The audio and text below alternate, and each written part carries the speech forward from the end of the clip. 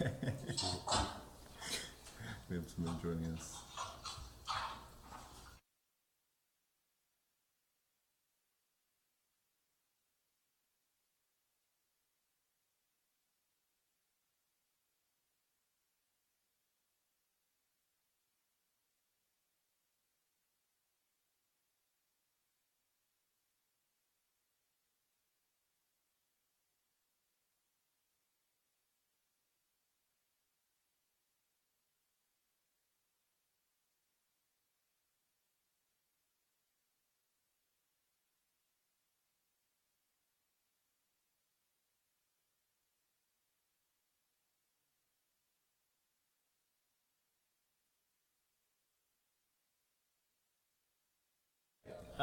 So being 6 o'clock, just to explain to everybody this evening, so we've got a couple items on tonight's agenda. First thing we're going to do is run a liquor control board meeting, probably take us about 5 minutes. We're then going to call to order the regular city council meeting with the agenda that's on the back. We would ask that everybody please remember to sign in tonight. We appreciate that, especially if you're going to speak any words. And after we call to order the city council meeting, we're actually also going to ask that when we get to that item, that the Planning Commission call to order their meeting so that they can formally participate in discussions around economic development, which will be a joint meeting actually of both bodies. So you'll see a couple different stages of that, and we'll have public comment in just one moment, but we're going to open and close a liquor control board meeting first. So with that, we'll call to order the Winooski Liquor Control Board meeting of Monday, November the 6th, 2017, and ask that everybody please join us for the Pledge of Allegiance, led by Deputy Mayor Brian Corrigan. I pledge allegiance to the flag of the United States of America and to the republic for which it stands, one nation, under God, indivisible, with liberty and justice for all. Okay, we've got one item on tonight's agenda for Liquor Control Board, and that is Walgreens Eastern Company Incorporated. And it is for the approval of a second-class liquor license for 321 Main Street, which is currently the Rite Aid Pharmacy. So this is really a change due to change in ownership of the property. Nothing else about the service delivery method or location is changing. Okay. That's correct. And we have on FaceTime a representative. Hello, Meryl. How are you today? Hi, I just wanted to thank you all for letting me appear this way. It's very, very efficient for me to not have to come up the 3 hours there and 3 hours back. So thank you. It's the kind of cool, progressive, hip place that you're doing business now. Yes, I'm going to pass that around to all the other municipalities. I love it. Again, it looks like this is pretty standard in terms of the ownership is just transferring, so we're issuing a new permit. Any issues with the current location in terms of report backs from compliance perspectives? Not at all. Okay, good. Any questions for Meryl or of staff from the Liquor Control Board this evening? Nope. Great. So, any questions or comments from the public? Great. So seeing and hearing none, I would entertain a motion for approval of a second-class liquor license for Walgreens Eastern Company for what I assume will be a Walgreens located at 321 Main Street. So moved. Second.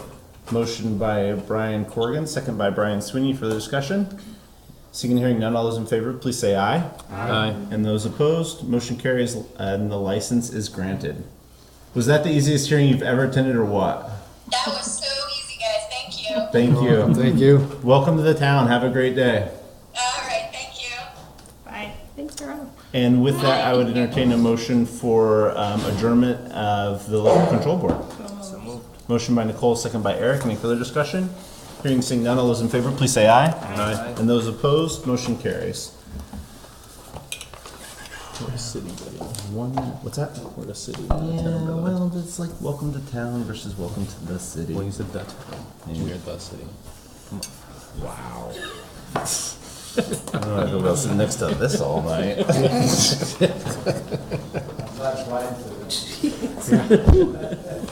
You guys don't let anything by, huh? First the Eagles, now the town.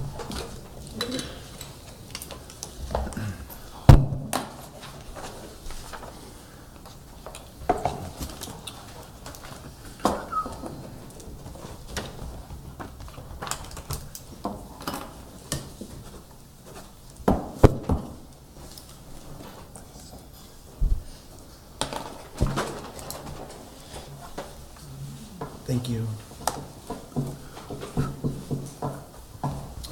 And being 6:05 on Monday, November the 6th, we'll now call to order the Winooski City Council meeting and ask that everybody please join us once again for the Pledge of Allegiance, led by Deputy Mayor Brian Corrigan. I pledge allegiance to the flag of the United States of America and to the republic for which it stands, one nation, under God, indivisible, with liberty and justice for all. Okay. First up tonight, we have an opportunity for agenda review. We have a carefully balanced agenda tonight, but we are going to ask that an item be considered for movement. So I'm going to ask that item H, which is the discussion of the goals update on economic vitality, be moved up to after between E and F.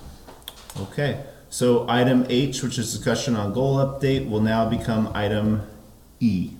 Item F. What's that? Item F. Item F, pardon me. So it'll come after the approval of the state revolving loan fund, right? Yes. Okay. Just remind me when we get there. Any other concerns regarding the order of the agenda? I think otherwise we've got it stacked up for our guests here tonight as well. Okay, so seeing and hearing none, we will move on to the portion of the evening where we have public comment. This is an opportunity for members of the public to address the council about something that is not on tonight's agenda. We'll have time for each of the agenda items a little bit later, but if there's something that folks would like to speak to the council and administration in regards to something of the city that's not on tonight's agenda, this is an opportunity to do so. Any items for public comment? Going once. Okay. So seeing and hearing none, we will move on to the consent agenda. We have 4 items on tonight's consent agenda. We first have the approval of the city council minutes from October 16th, 2017. We also have approval of the payroll warrants from 10/8/17 to 10/21/17, accounts payable warrants from 11/3/17, and the subsequent payout for September. Any questions or concerns from council in regards to the consent agenda? Okay, so seeing and hearing none, I would entertain a motion for approval of the consent agenda as presented. Can we all vote on that? No. I was gonna say. Oh, I'm sorry about that. That's fine. I mean, it's separate, right? So. Yeah, we can pull it out, the minutes. So I would take a motion first on the approval of the city council minutes of October 16th, 2017. So moved. Second. Motion by Nicole, second by Eric. Any further discussion? Seeing and hearing none, all those in favor, please say aye. Aye. And those opposed? Those abstain? Yes. Motion carries. I would now entertain a motion for approval of the payroll warrants, the accounts payable, and the subsequent payout for September. So moved. Motion by Brian Sweeney, second by Brian Corrigan. Any further discussion? Hearing and seeing none, all those in favor, please say aye. Aye. And those opposed? Motion carries. City update. Sure, thank you. So a couple of updates tonight. Just a reminder that as this is our only meeting in November, we will have a supplemental warrant. So we will need some signatures on that mid-month. If people can remember to come by, you'll get an email from Angela as well, but it'll be between the 16th and the 22nd. It's right before Thanksgiving. Halloween was a huge success in Winooski, and we wanted to do a special shout out to some of the people who really helped pull it together. Primarily Ray and Alicia from the community services team did an outstanding job, along with the whole community services team who came out in full force. Sister Pat and her team obviously always do amazing things. Sally Tipson and Season Greetings for all of their work on the pumpkins in the Rotary. VSAC for hosting us. It was great to have everything downtown. Brian Tarrant and the Mill, who put on apparently a very popular haunted mill. And the rest of the city staff as well, Public Works and the police did a lot of support for that event. So thank you to all. It was really a community-wide effort, and thank you to all who helped.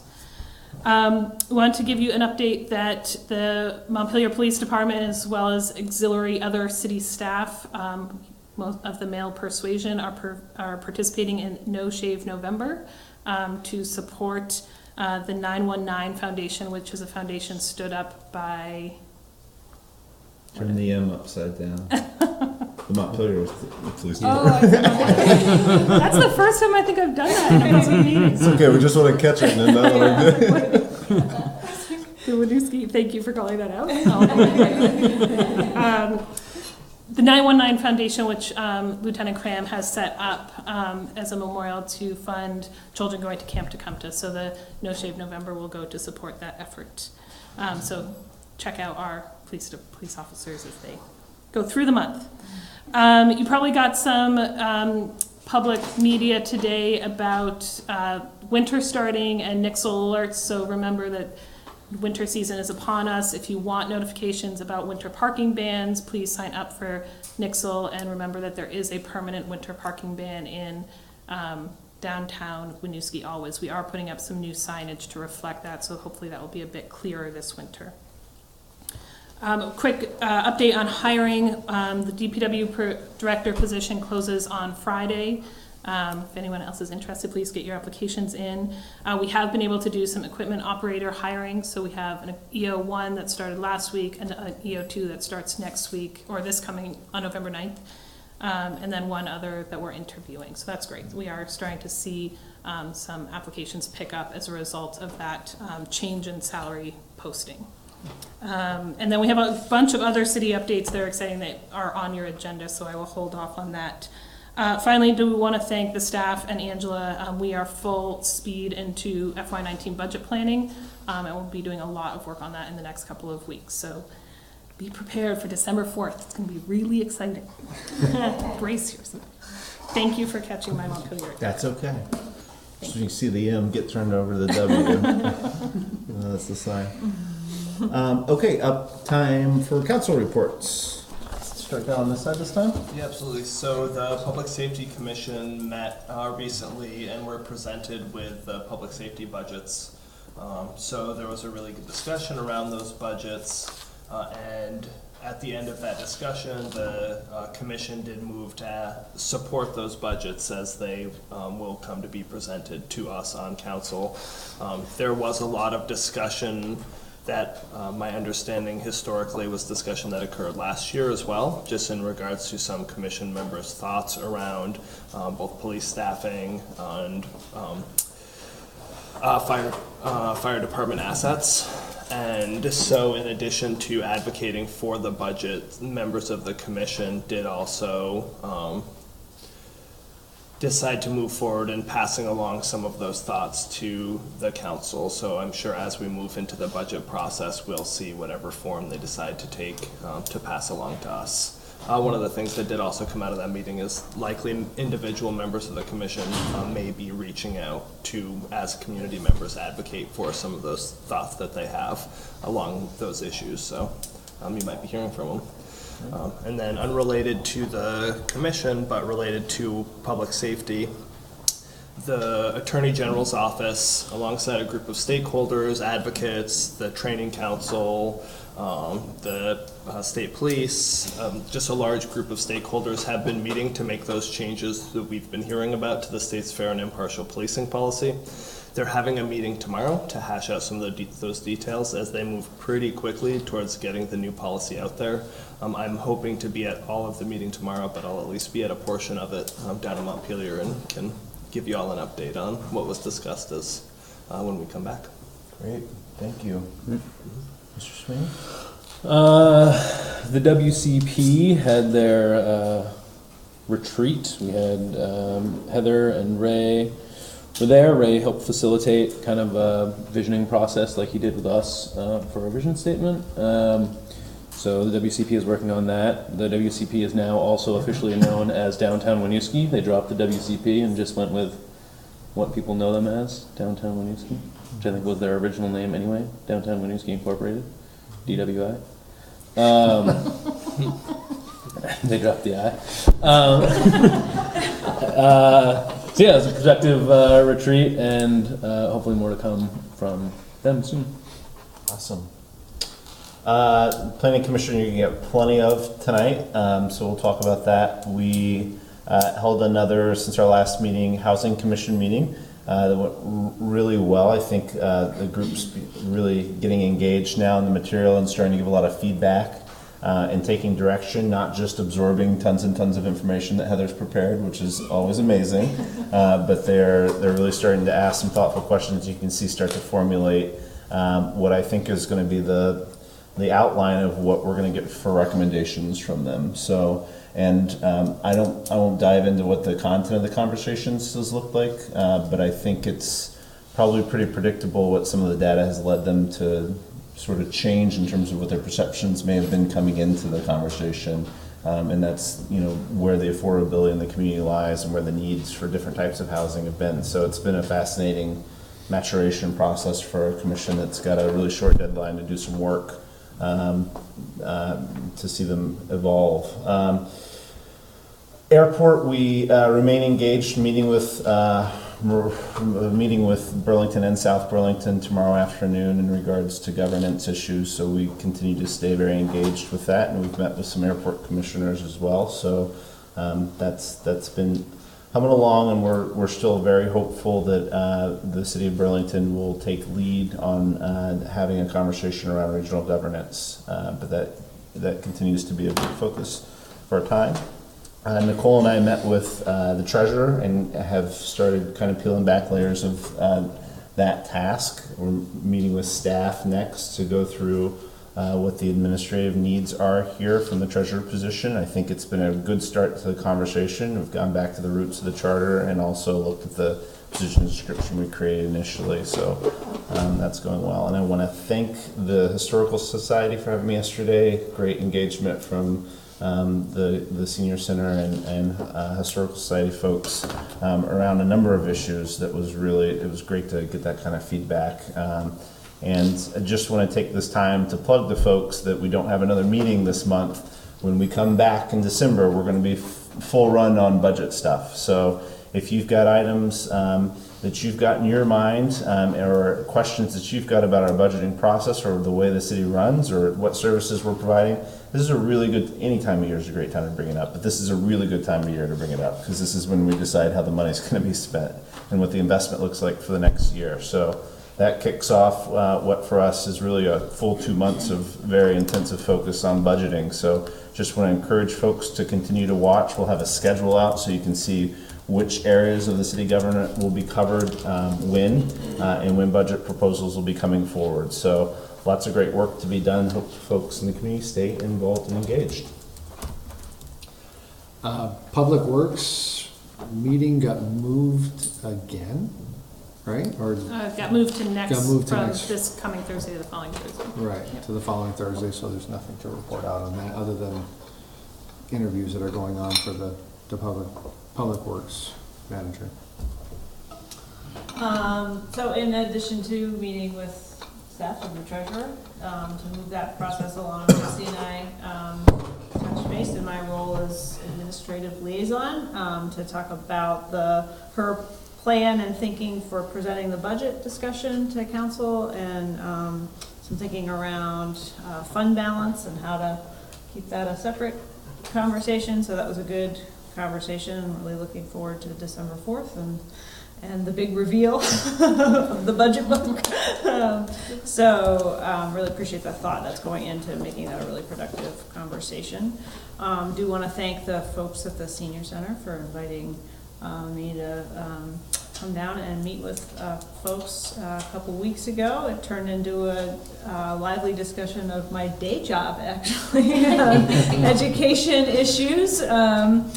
Which was unexpected, but a real pleasure to just get to have some coffee and talk with folks around the things that they're thinking about and paying attention to with respect to what's happening on the state level. I do want to just mention to folks through my involvement with the School Boards Association, just an awareness of the property tax reality that as we begin thinking about budgets. It's not within our control to respond to, but it's definitely part of the reality that because there's a sizable hole in the education fund, there's a possibility of pretty significant property tax rate increases on the education side. So just to affirm that is real and something that just is going to be in the backdrop of our discussions. That's it. It's an uncontroversial day job, Yeah, right? yeah. Okay, good. Thank you all very much. Any other items to add before we move on? With that, we'll move on to the regular items on tonight's agenda. First up is a discussion around the Economic Development Strategic Plan with a joint discussion with the Planning Commission. So we'll invite the Planning Commission to come up, and we'll also invite them to call their meeting to order. Do we maybe want to set? I think they're just gonna sit. Okay. Maybe not.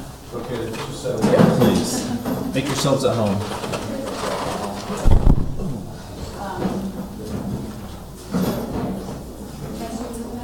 Doesn't want him to be right in front of the camera.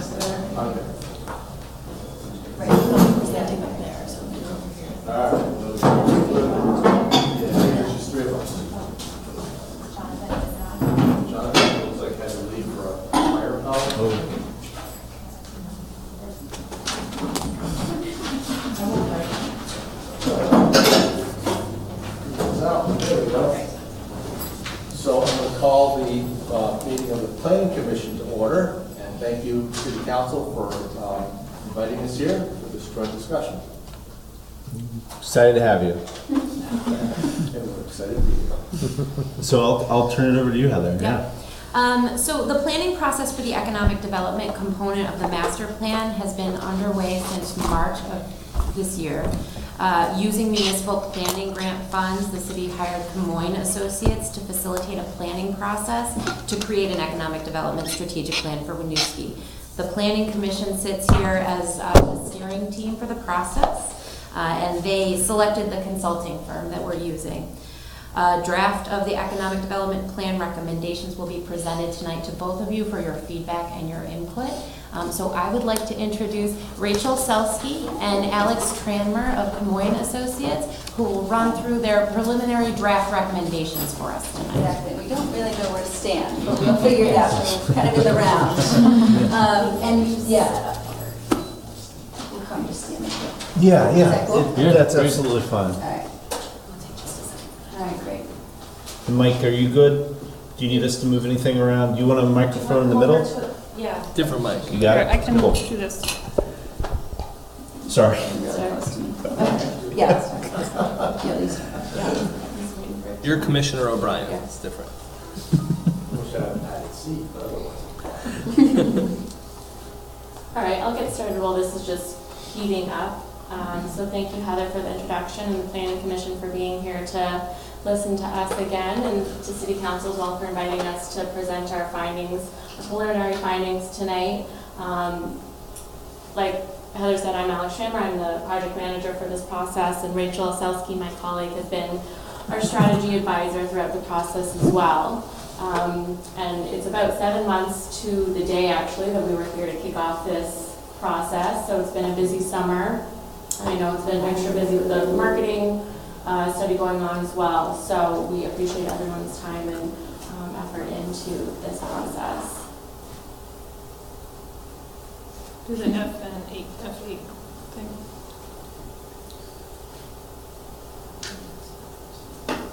And so our goal tonight, we'll go through the agenda, but we'll outline briefly what we've done over the 7-month period, how we arrived at our findings tonight.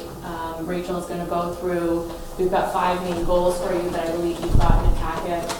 Have goals, objectives, and then the more detailed actions. We're going to go through the 5 goals and their objectives, talk a bit about their big pictures and some of the details that get into some of the specific areas for action, and welcome some discussion around some of those goals after we've gone through all 5 of them. Mm-hmm.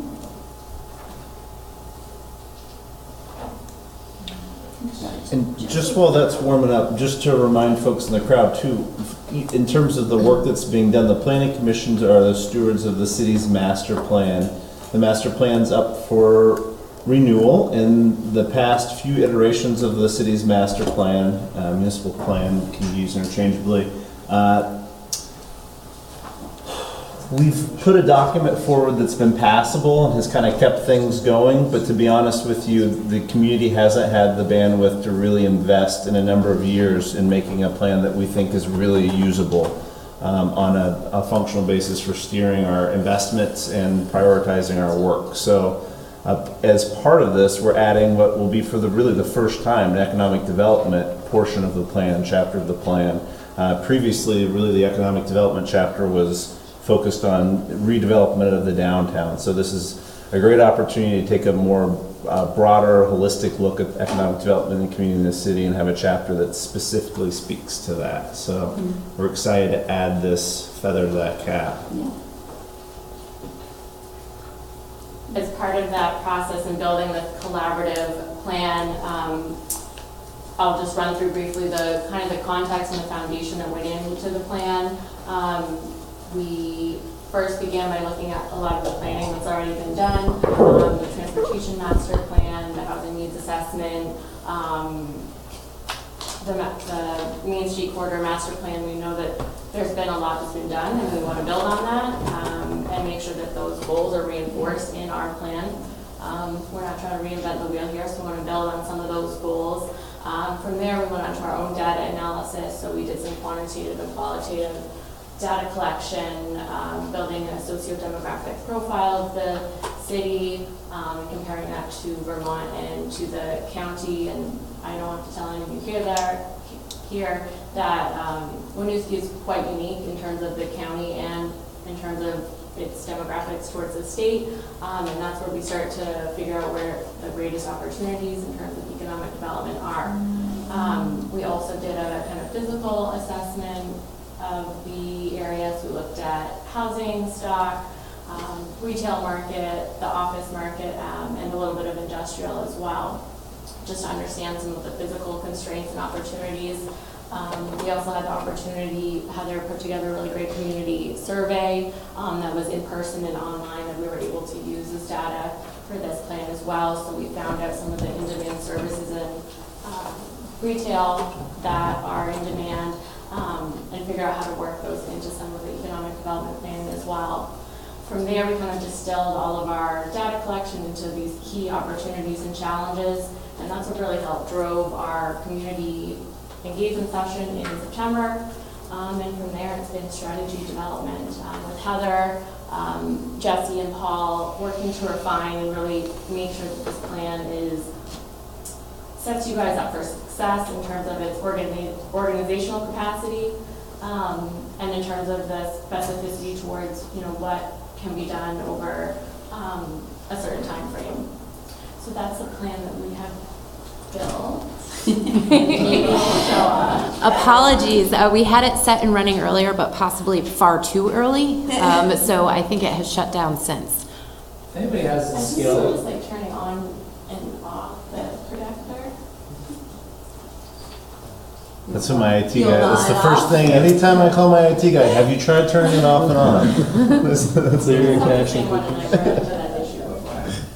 So the presentation is on the website, so Okay. the council has it in front of them, and for people at home watching, they can follow along. Oh, okay, online. great. So if you, can I just look at this one? Oh, yeah. Oh, we issue. Thank you. Yeah, so thank you all for your patience with the technical. We'll get it up and running. So as Alex said, she gave a really good overview of the work that's been done to date. But one of the things I do just want to make sure we point out is we have really taken the time to work out a strategy that is really realistic and right-sized to the city of Winooski.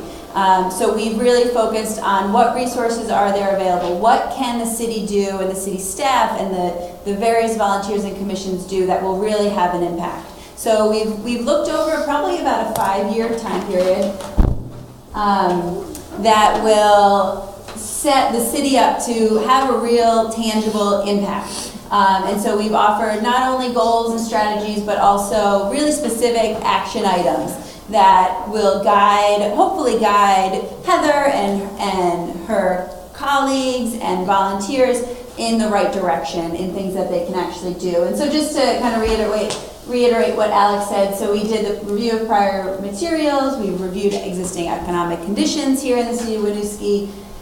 We developed an opportunities and challenges document, kind of pulling everything together. We held a community dinner where there was some really good macaroni and cheese. I will remember that forever. And finally, we're here building out the action plan matrix. And so we've been working with Heather, with Jesse, with Paul, with the Planning Commission to develop an action plan matrix. And so the matrix includes not only goals and objectives, but also the many partners that will be needed in order to make this thing a reality. And so as part of the strategy, you can see we've listed out partners that need to be involved. So it's things like the Downtown Winooski Group, the Lake Champlain Regional Chamber of Commerce, the Department of Economic Development, the Communications Coordinator, the Community Services Agency. There are so many partners that really need to be brought together, but this document kind of brings all those efforts together and hopefully leads you in the right direction. And so I'll just go through the goals and offer some guidance on what some of the objectives are underneath each. And at the end we can have a conversation if you think something's missing. So the first goal is to foster business development by building on regional assets, local resources, and existing business environment dynamics. So this really is intended to, go ahead, yep. Boost economic opportunities for new businesses, but also support your existing businesses to help them be successful, to thrive, and hopefully expand and create new opportunities for people. And so underneath this goal, we have some objectives that include things like enhancing and advocating for expanding the small business loan program. You can really work to target what types of businesses you want to assist, where you want them to locate. Really try to use that as a tool to incentivize the type of development that you want. Advancing business-to-business networking opportunities. So not only things like maybe two businesses could partner to offer incentives to visit both businesses, some types of partnerships like that, but also encourage them, businesses, to get together to talk about what their major needs are. What are opportunities for solving those needs and partnering to work together to support both businesses and all businesses here in Winooski. And committing resources to attraction, retention, and expansion. And so continuing the efforts that Heather is doing to get out and meet your businesses and visit with them and hear what their challenges are and help find solutions. So that's a business retention and visitation program we're recommending. We're also suggesting things like creating an investment toolbox. So if you have a business that says, you know, I'm really having a challenge, we have this new project we want to implement, but we don't have the capital to do it. Heather would be able to say, oh, you know, I have the greatest tool for that, and she could just get that information right to the person. And this is stuff she's doing right now, but really building up that toolbox and marketing toolbox, that these are the tools and the resources that are available here in Winooski. Just, you know, reach out to Heather and she can make it happen. That type of attitude and communication with your businesses. And also things like supporting youth entrepreneurship programs in the high schools. Maybe there's opportunities to have mentors and business plan competitions, but really starting that entrepreneurial spirit early to hopefully identify kids who have grown up here in Winooski, they have a great business idea. Maybe they go away and go to college, but then they come back and they're able to start their business right here in Winooski. And so we have recommendations around all those in this section. Go ahead. The next goal is to diversify and enhance services available to existing residents and the business community. So as the city continues to evolve and you have this really great momentum that you've had over the last decade or so, really growing and evolving the city, you're going to want to make sure your resources and your services from the city are able to keep up and you meet the needs of your diverse population and your changing population. And so we make recommendations around the level of economic development resources that are available. So making sure that you have the resources and the capacity to implement your really immediate needs here for the city.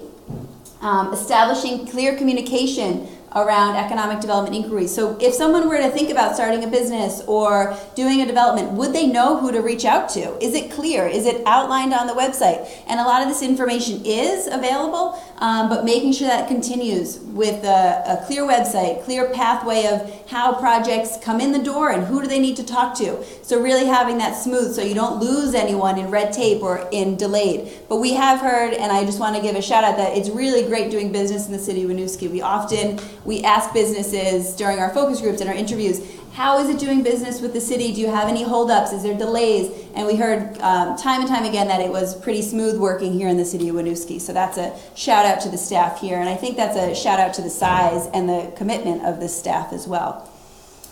And then continue to pursue the various planning initiatives throughout the city. So this is your master plan. Seth was just talking about the efforts going on, pursuing things like a Parks and Recreation plan, historic preservation, establishing an arts district that you can direct resources to and really build that up. So using your planning tools that are at your disposal to continue to establish and enhance and build out the city the way you want to.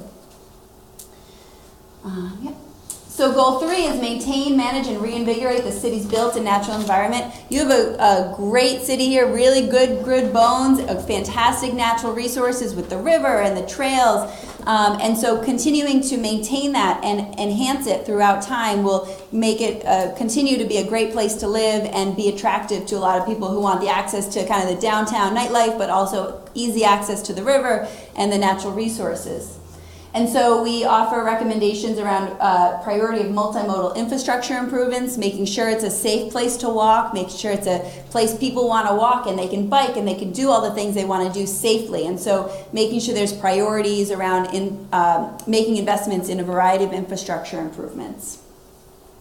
Continue the use of form-based code and make sure you're maintaining an eye and making sure it's implemented properly, and how is it impacting the environment? Do there need to be shifts or changes made to it there? So just keeping an eye on how those relationships. And marketing, promoting, and enhancing the various parkland and recreational trails here in the city. So making sure you continue to have things like Winooski Wednesdays, to use the space, encouraging organizations to have things like runs and paddles, and just overall usage of the parks will really enhance the quality of life here in the city of Winooski.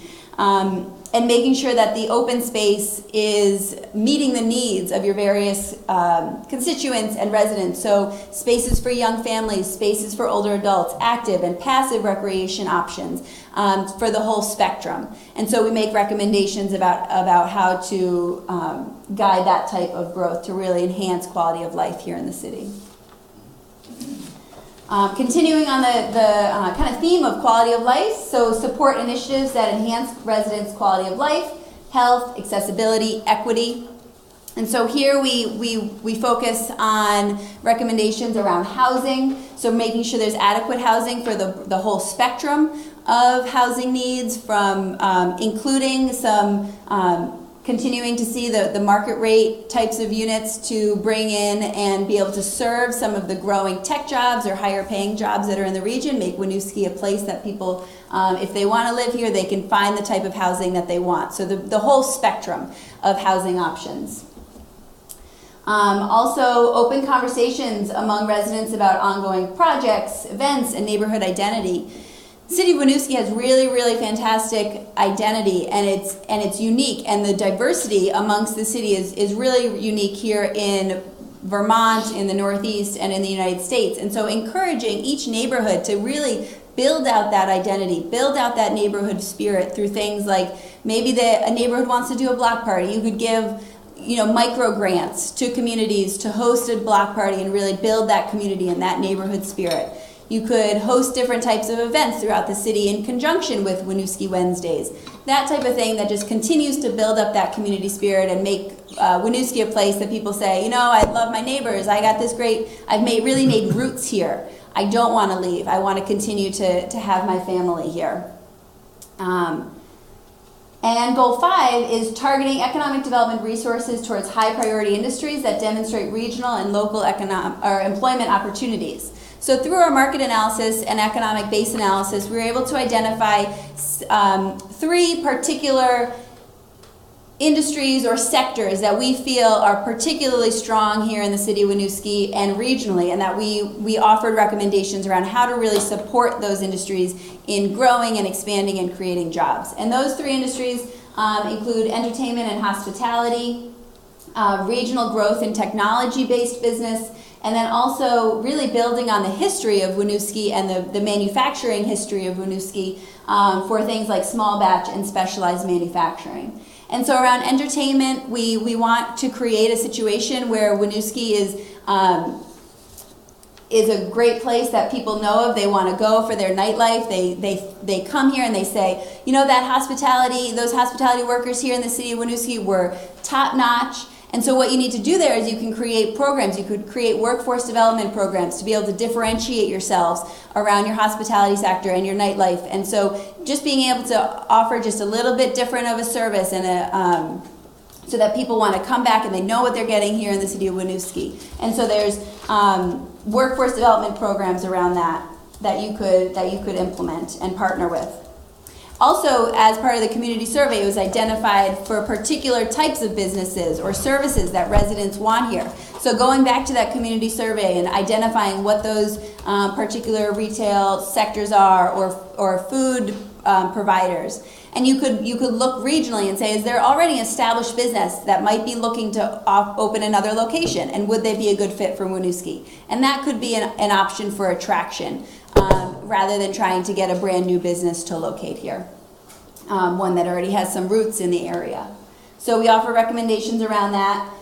In terms of technology-based company, we offer recommendations that include things like assessing your telecommunications infrastructure, making sure it's up to date and state-of-the-art so that you can meet those needs. Looking into options around co-working locations, as well as making sure that there's training in place with partnerships from the high school to CCV and other providers to make sure that your students and your residents have the skills they need to meet the needs of the ever-changing technology industry. And then finally around small batch manufacturing and manufacturing production. So again, building on that history, you could look into things like maker spaces. So these are locations where there is potential for kind of sharing of tools. Maker spaces come in all different forms and functions, but one idea would be there would be shared services, shared equipment and tools that people could come in and work on their particular project, and they are becoming quite successful in many cities throughout the Northeast as manufacturing is making a comeback with small batch production of different goods, and I think that could be a really good fit here in the city of Winooski. And so we do, and just kind of before we close it out, I do just want to say we do offer recommendations around targeted industries and businesses, but I also see this strategy as really what's called economic gardening. So really setting the stage. You've had fantastic momentum here in the city of Winooski over the last decade with growth and change in perception, and people are moving here, and it's a really cool and fun place to live. And so setting the stage is not necessarily correct, but continuing to work the soil, which is part of the economic gardening kind of language, but working the soil, setting the stage, making it so that businesses want to come here, they have the resources they need, and so really setting those basic economic development policies in place will make it so that your targeted industries want to be here, but so do others. And you can really grow economic opportunities throughout your entire economy and not just, focus in on, you certainly don't want to focus only in on entertainment and retail,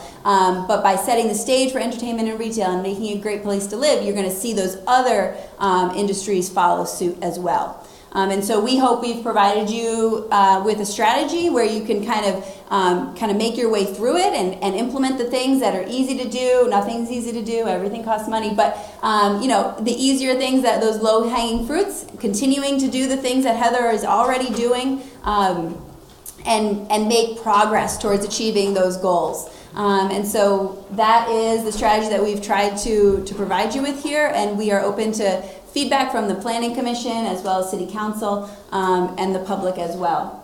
In terms of next steps, and I'll just wrap this up quick and then we can get to public comment.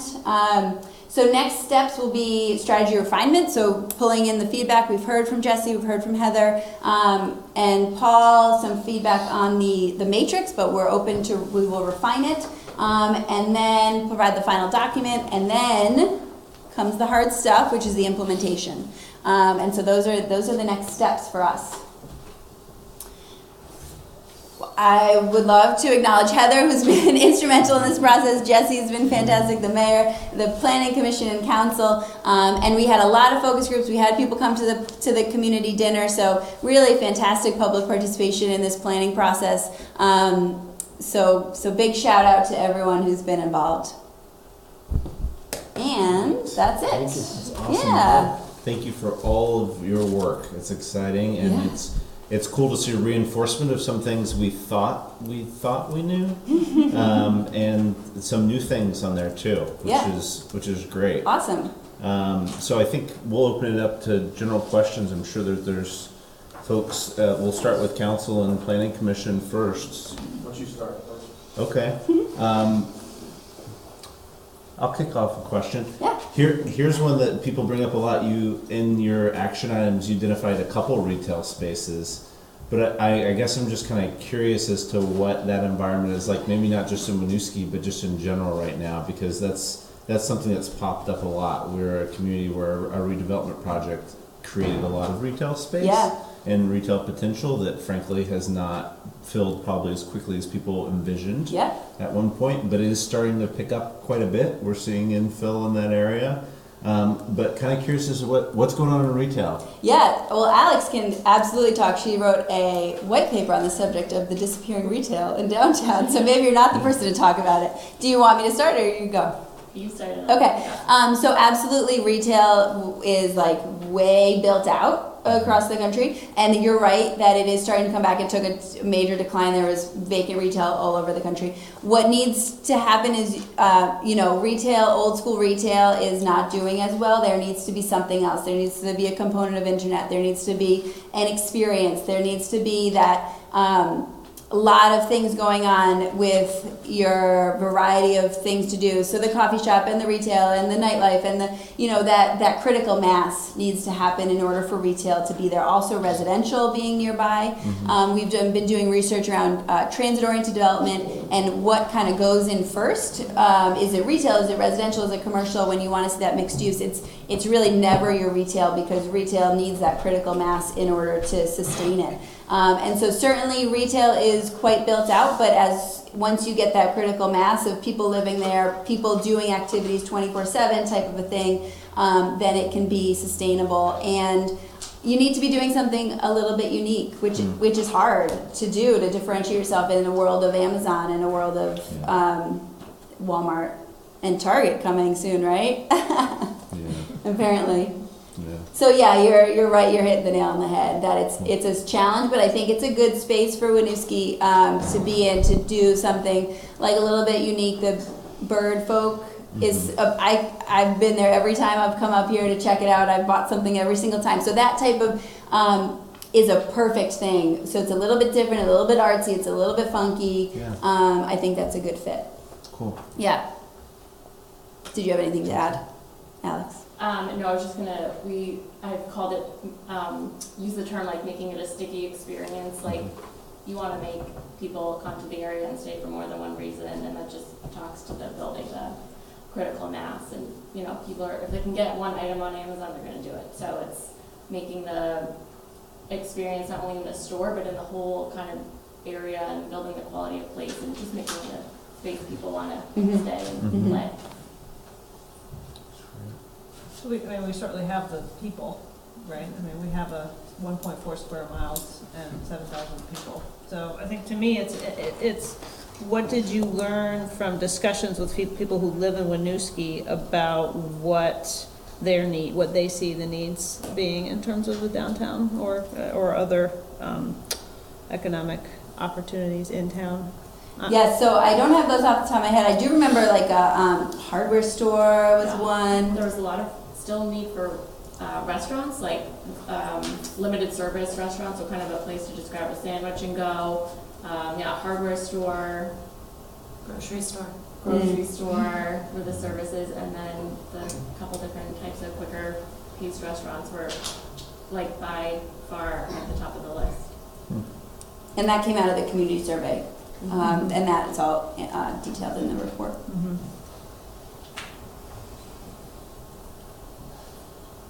Council? Yeah, I guess speaking to Winooski, but then maybe other communities that you've worked in as well. What's the kind of health balance of, we see a lot of our economic development in the downtown, and we're starting to see it out in these corridors as well, but that's where it's primarily concentrated. Yeah. Is that healthy for a community? Should there be more should it be more scattered within, different areas where people are living on kind of those outside areas of the community? And if so, what would be tactics to encourage business growth in that way? Yeah, absolutely. That's a great question. Alex and I were actually just talking about it right before the meeting. So that, and I don't want to call it sprawl because it's not so much sprawl because you're so condensed. It's not like a typical suburban sprawl situation. I do see creation of gateways and unique reasons to go out to those kind of the spurs as being something that will draw economic development throughout the community and provide services to those people that live elsewhere. Because people obviously live all around there, and so they want services too that are close by. You don't want to just focus on the downtown. I think having the downtown attraction is fantastic for making it a destination, and that's where people want to go. And then those gateways, providing those gateways of a variety of other services will be just as important to diversify your tax base and provide support for the overall economy. And so it's hard to say if it's healthy or not. I would say that it's pretty typical to have that kind of sprawling situation. And I know that there's been talk about creating kind of economic corridors and I think that's a fantastic idea for Winooski because it is so small and condensed that you could get from one area to another easy enough. And so I think that you do want to see development down those corridors as well and not just focus on the downtown. Thanks. Any questions from council? If you could expound a little bit on the art facility or whatever you were referring to at the time of earlier on in the discussion. I'm intrigued by that. Were you anticipating that being a city-owned thing, or were you anticipating that being a business sponsorship type thing? So I'm talking about maybe two different things: Arts District or the Maker Space. Art District. The Art District. So that's a planning term, and Paul could probably. Did he disappear? He's like, later. Planning conversation coming up. He heard art and bolted out the back. So an arts district would be a kind of a designation that you would put over a particular corridor or area of the city that is where you really want to support things like public arts displays, shared workspaces, maybe galleries, things like that to kind of create a funky vibe, an artsy vibe, and really build that up. And so it was something that was kind of tossed around a little bit on that first day in the Planning Commission as being an idea. But it's a way to create an identity for a particular neighborhood or area of a city or a community. And so it's a technical term, actually, creating that planning district. And so you would want to then have incentives and guidance about what can go there and what you want to see there, and you would build that out. Like West Canal Street. I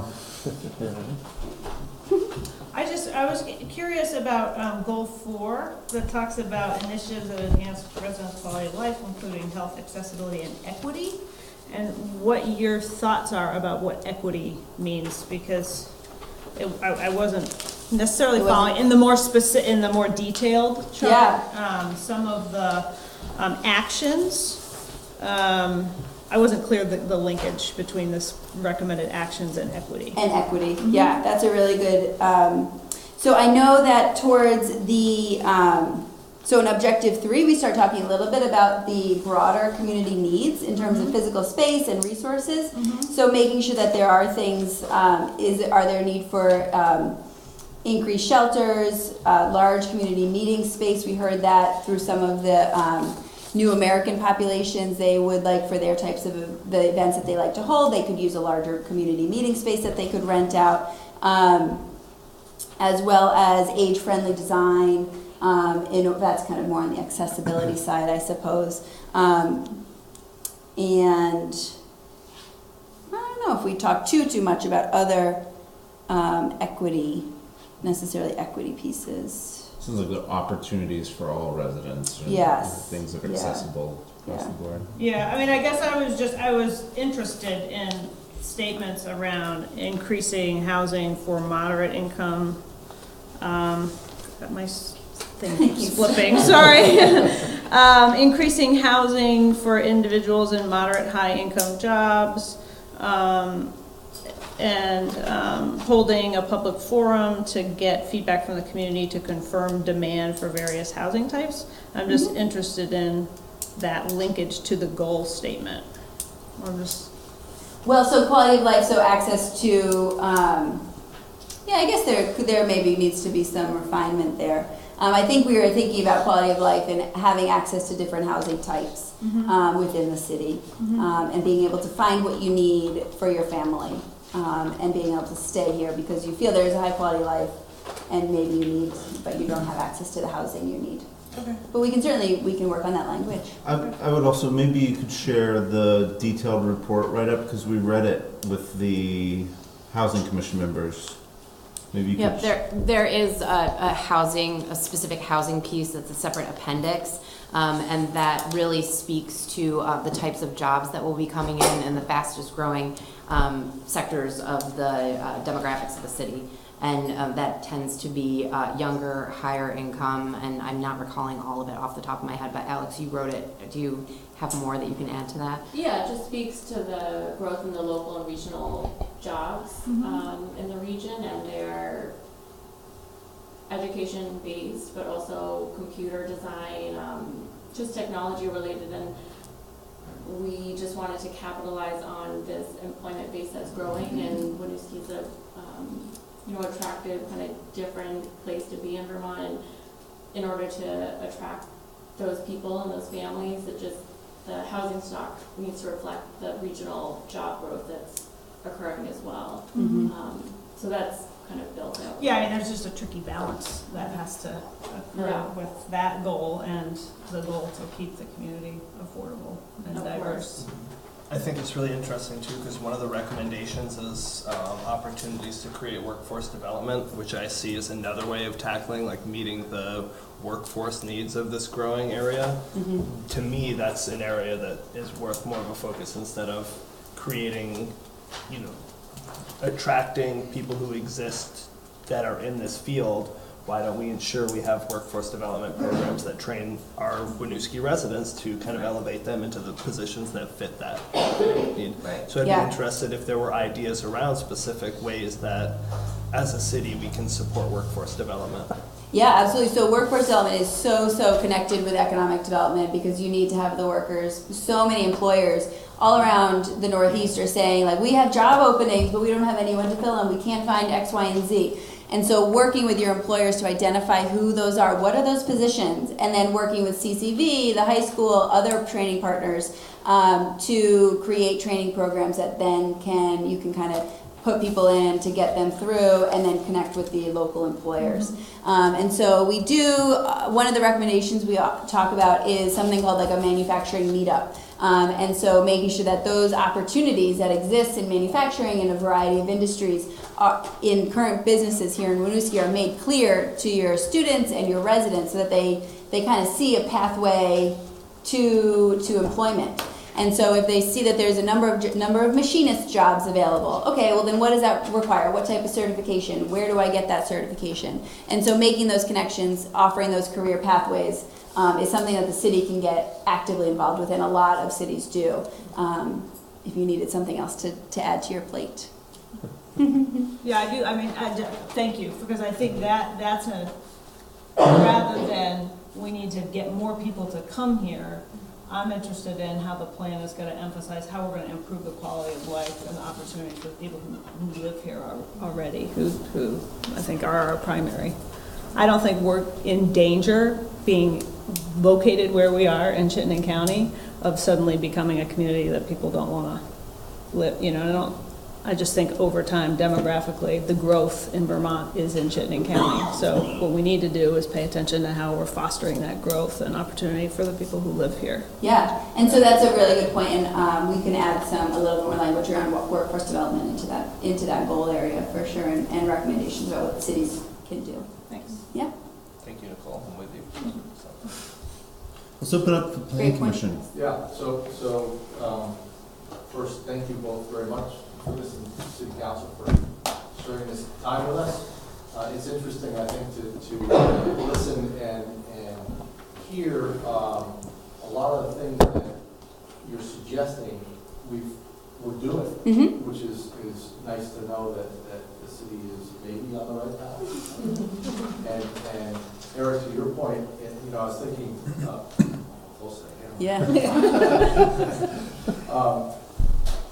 Zoning, we talked about, having the ability to put really mom and pops type commercial spaces throughout different areas of the city. So not only in the gateway communities, but also within neighborhoods, getting back to like the old days. When I was a kid, there were, 6 little grocery stores in each neighborhood, getting that kind of potential out there. So thank you very much, and it's encouraging to hear that I think we're on the right path, and you're reinforcing some of the stuff that is going on that the council is doing, and that Heather and the staff, Jesse, I don't want to forget you, and Paul are doing, to keep us moving. But I know that there are some questions from the planning commission, so I think Alice has one. Yeah. So I know early on in this process, you guys were looking at some of our neighboring communities and trying to figure out, what was being offered service-wise within a close proximity of Winooski and where there might be market opportunities for us. You mentioned the grocery store and the entertainment options, Yeah. but I'm curious if you got to any higher level of specificity about given both what's offered in neighboring communities as well as the limitations of the kind of space we have available here in Winooski. Yeah. If you identify the type of grocery store, be it, supermarket or low-cost, small, national brand or whatever that you thought could fit here, as well as with entertainment, if there are particular segments of the entertainment industry that are not being served by our neighboring communities that maybe we could specialize in or work on attracting specifically.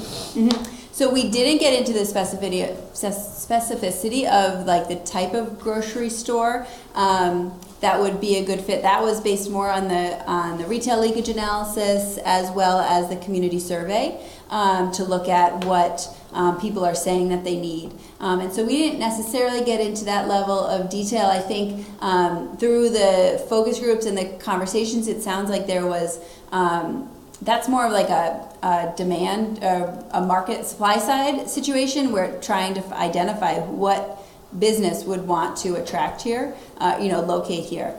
So the demand is certainly here, but there are so many constraints here in the city of Winooski, so attracting that grocery store has been a challenge.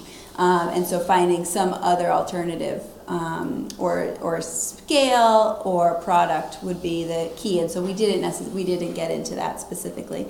And on the entertainment side, we do talk about having some type of major venue for events here in the city to be a main draw to then serve other entertainment establishments and restaurant establishments in the city. So we do offer that recommendation, but then just continuing to build off of the reputation that you've built around having just some different offerings and access and views of the waterfront and the downtown area, and just being a little bit different set of offerings.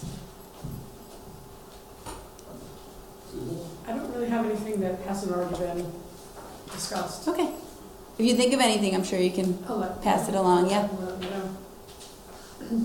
Seth, you want to open it to the public? Yeah, Jonathan, anything? Good? No, I kind of missed the presentation, but I Just did. so you know, Jonathan was out on a fire. Sorry. No, if I have any questions, I can shoot over to you guys. Thank you very much for coming. Yeah. Thank you. So now we'll open up the public. So comments, questions, concerns, any of those things? Yes, Ron. For some of you who don't perhaps know me, I'm Dr. Ron Stokes, and I serve on the Community Services Commission. The question that I have relates to one of the goals and objectives concerning the parks. We have 2 or 3 parks that have been classified as natural areas, and we've had a lot of discussion about how to go about developing use of those areas, while at the same time protecting the biological diversity of those areas. Yeah. There are some unique fauna and flora, particularly down along the river. And we're concerned about that. So perhaps you have some thoughts about how you would target those areas. Yeah, so that is fantastic in and of itself. And is it developed with trails already that you could use, and so you could continue along that path with interpretive signage and educational components around the really unique and important resources that you have there, and focus your attention on other aspects of the city for open space. So we're certainly not suggesting you turn those into basketball courts or anything like that. But really just, we do recommend a parks and recreation plan, so I think that would certainly get into it more. Our specialty is not in parks and recreation planning, but I think having a strategy about how you want to see and serve the residents and the regional visitors will be important, so that you can make sure you make people aware of these really fantastic resources that are right here in the city, and use them in a conscientious way. Great. Other questions, concerns, comments from the public? And when's the expectation that the full report will be available? I'm just kidding. Everyone's looking at each other. When will it be available? Yes. Is this is a feedback session, and then this comes back? Yeah, we're pretty close. We've got the report pretty much fully built out. We're just finalizing and refining.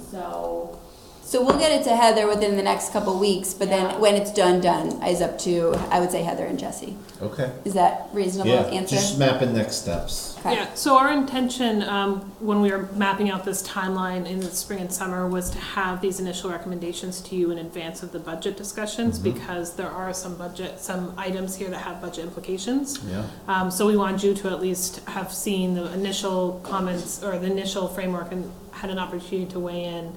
And then we are starting to build that into our budget proposal, and then the final document will come out in December. Great. So if I can ask, the final document is going to be more, what's the right word? Substantial.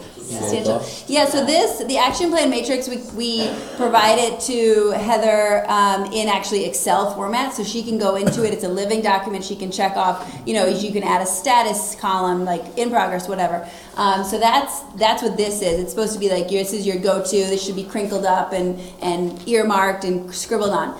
And then the full document will have a background of all the work that was completed with the economic base analysis and the community survey kind of summary attached as attachments with information about like funding resources. So yes, it'll be more meaty than this. But this should be kind of like your go-to everyday tool.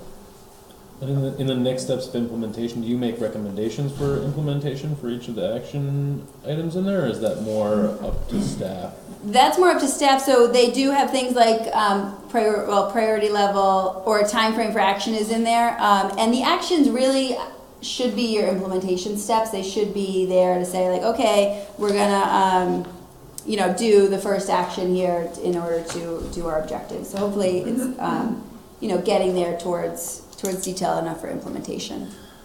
Okay, we have a full house with a full schedule, so is there anything final anyone wants to comment on? What's that? Yep. Yeah, a little bit. Yes. This is item A of J, and we're an hour and 10 minutes in. You don't have to stay out. No. Other questions, comments, though? We're incredibly appreciative of your time coming here to travel and all the work that you've done. Thank you for being on the ground, getting to know this city and community, and doing that in a short period of time, and coming back with some great work. So thank you. Thank you. It's really been a pleasure. Looking forward to the final. Yeah. Awesome. Well, thank you. It really has been a pleasure working with everyone. So thank you very much. Take care. Good luck. Thank you. Thank you. And to close out. Yeah. So I need to have a motion to adjourn the planning commission meeting of this evening. I'll second. Second. All in favor? Aye. We're all set. Thank you. Thanks for, and just to say publicly, you guys are doing amazing work. We're very, very appreciative of all you're doing with the planning and all these projects. Thank you to the Planning Commission. You guys have just been going with your hair on fire for a few months here to get that process going. So very appreciative. Thank you. Thank you. Have a great night. Good thing you got a fireman. Good thing you got a fireman. Yeah. Okay, so now we'll open up item B, which is discussion of the CCRPC, or Chittenden County Regional Planning Commission Annual Presentation.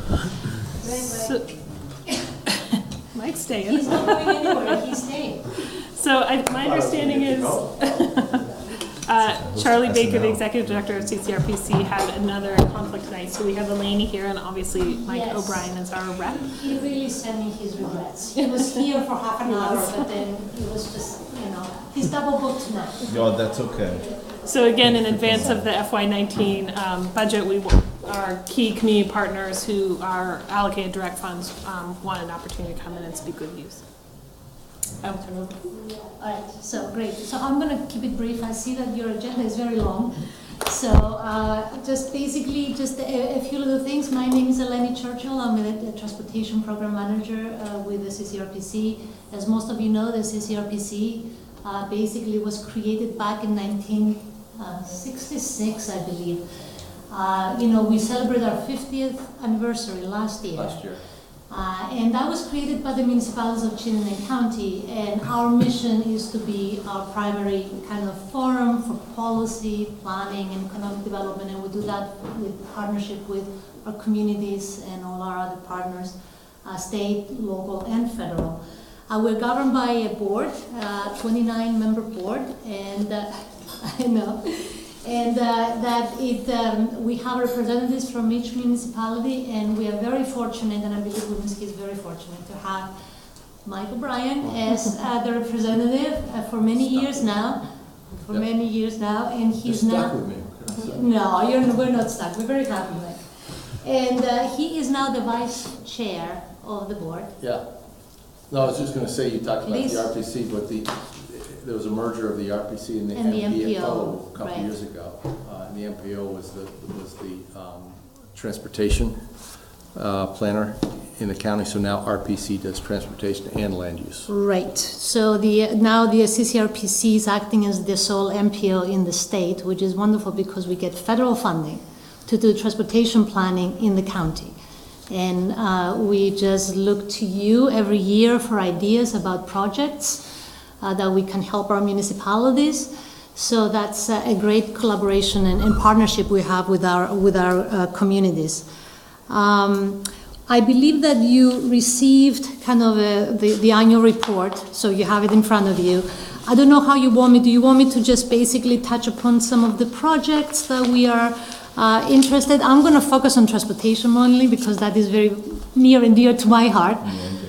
But if you do have a question, how do you want to just do Maybe this? if you just want to highlight a couple for folks, just to give an idea Absolutely. of the work that's being done. We do have a document that's available to council, and it's also online if you want to see the full gamut too, if you want to do a deep dive. Yeah. But maybe if you do a couple that just kind of give you an idea of That what is, type of work. yes, I can do that. So one of the major projects that we're doing now, we're doing a scoping for the Winooski River Bridge.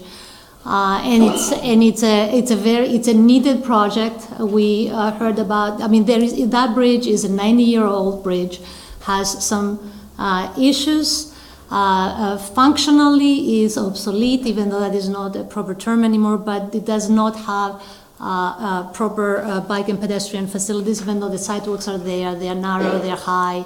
There are a lot of issues. So we are looking into kind of shorter, medium-term and longer-term solutions for that bridge. That's one project that we're doing with collaboration with the city, of course, and the city of Burlington.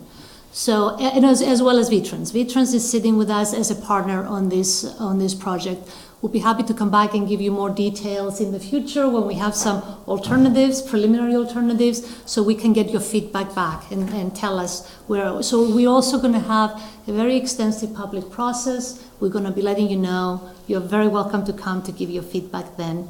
Another project that we are doing is right now we're in the midst of developing and updating our Metropolitan Transportation Plan, which is our transportation plan for the region, for Chittenden County, and that's very important because that is our roadway and our map of how we want our county to develop, where do we want to do our investments, which modes of transportation to invest in and what projects to do. Again, we're in the midst of developing that. The board will be getting a presentation, the TAC, which is the Transportation Advisory Committee. We have staff participating. Ryan is on the TAC.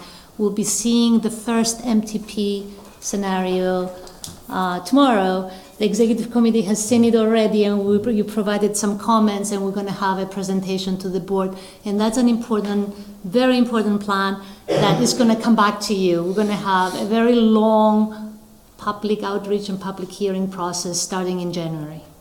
So those are two transportation-related stuff. As you can see from, all the stuff that we're doing a lot of stuff, not just transportation, land use, economic development, water quality. We have been doing a lot of water quality projects and initiatives, and we're trying to help our municipalities position themselves well so they can apply for implementation grants when the grants become available from VTrans and from A&R, DEC. So we're working very closely with that. So Energy plan. the energy plan, yeah, so we're actually updating our energy plan as well as our economic development plan. And I'm not quite sure if you had these presentations on the energy plan here or not. No, I don't think so. But we are going to have everything, so we're slowly putting everything on our website, and we're going to be sending out Front Porch Forum kind of announcements of where you can actually reach out and review our documents, our draft documents, and provide comments to us, because we really would like to hear that from everybody. We would love to hear that. So every month we're putting more stuff in. We started with the energy, so there's going to be a lot of energy information, energy plan information on our website. Hopefully in the next couple of weeks we're going to have the economic development, and lastly we're going to have the metropolitan transportation plan. And I'm going to stop right there. We can't say enough about the work and the partnership and what it means to us. It's totally impossible. It would be impossible for us to come anywhere close to having the capacity to put the professional capabilities that you have in your office and the technical expertise you have on staff here. We couldn't afford it. It would not be reasonable. Things like rewriting our zoning, like mapping out the study to redo the circular, although I know you had to work really hard on that. It was good work. It was collaborative. But the transportation plan, I mean, at each and every turn, and then even a broader issue like coordination around the joint dispatch study and work that's being done. Those are projects that would not have moved forward without you and without your team. So we are incredibly appreciative of the partnership we have. It means more to the city than I think people could probably ever really know. You're really sometimes in the background on a lot of those projects, providing that expertise in meetings that people don't get to always see. So we are incredibly appreciative of that, and for your time, and Mike, for your time to represent the city on the board and bring the value you do to them too. Well, it's a pleasure to sit on the board, and thank you for bringing that up. I was going to mention the work that RPC did with the Planning Commission in drafting the new zoning and working through that. Invaluable, as you said. So absolutely. Yeah. Questions, Felani, from council? And the good thing, one of the reasons we don't have council is because I think we do keep good tabs on our relationships and get a lot of updates on the work being done. So thankfully, I think for this group especially, and hopefully for folks in the public, a lot of these projects that we're working together on weren't surprises to pop up. So that's great. Any questions from the public? Comments, questions? Okay, so seeing and hearing none. Yes. We are incredibly appreciative of your time. Well, thank you very much for your time, and thank you for having us. Thank you very much. Thank you. Mike, you're doing some other stuff. You want to just hang on? No, I'm good. Thank you. All right, we'll move on to item C, which is approval of the state revolving loan fund application for preliminary engineering and environmental review services for the Main Street Revitalization Project. I like it's got a capitalized name. Yes. We branded it. So I'm going to ask Ryan Lambert, Paul Dreher, and David Saladino to come up and join us. And just as we get there, yes, we have officially kind of branded this project, Main Street Revitalization Project. So kind of as an orientation, this is Paul Dreher's first official day as our planning and zoning manager, full-time staff person. Ryan Lambert is our Public Works Project Manager, PE, comes with master's degree in engineering and a bunch of experience in a large engineering firm in New York City. We're really glad to have him. And then Dave Saladino is with VHB, who is the engineering firm we have selected to move forward with the PER process. So we selected them through our qualifications-based procurement process historically, and that process was approved by the state for use under this new initiative. And I think Ashley is here too. I'm here as a resident, Winooski resident. And Dave's no stranger to the city. That's right. Yeah. So we've been talking about the Main Street Revitalization Project now for a couple of meetings. So I'll do some framing, and you guys feel free to jump in. So this is we were approached by several funders to look at doing a transformational project along Main Street, a complete streetscape rebuild, revamping. We've also been experiencing some conflict as development picks up along Main Street as a result of the form-based code, and are really looking, instead of doing kind of piecemeal improvements as development happens, look at doing a complete streetscape improvement project. This is a bit in the vein of a couple of meetings ago when we heard the message, we've done a lot of talking, we've done a lot of visioning, let's get to action, let's get to doing some things. So to get to doing some things along big engineering projects like this, we really need to get to designs, engineering plans that are scoped out, that are thought out, and therefore we can put price tags on projects. So what we're asking you to approve tonight is a loan application to the state revolving loan funds to fund what's called the preliminary engineering review report work for this total streetscape improvement project. You see in the memo, we're asking for up to $430,000 of, this loan application is asking for up to $430,000 to complete this engineering work. And that will include water lines, wastewater lines, stormwater design, streetscape improvements, pedestrian improvements, bike lane improvements, street trees, and the burying of utilities. So it's a very comprehensive engineering plan. I am going to stop talking and let the experts add what I have missed in terms of the design work or the loan application. I think you covered it. I think what I for the fun of it, pulled up this document, which some of you may remember. It's the form-based code report from our work we did several years ago that came to the kind of the vision conclusion that this Main Street redo was something that the community was profoundly interested in, and it's all the grocery stores actually talked about in this report on Main Street as well. So when we think back to the community visioning process, where we had 500 people answer a survey, we had rooms full of people drawing on plans saying this is their vision of a revitalized Main Street. I think, at least in my remembrance, it was highly kind of desirable from the community standpoint. So to get from that vision to even be able to begin to think about asking for funding, we need to identify the project, which is where the PER, the preliminary engineering report, comes in. And to get there, first step is the step in front of you now, which is the application for the State Revolving Loan Fund.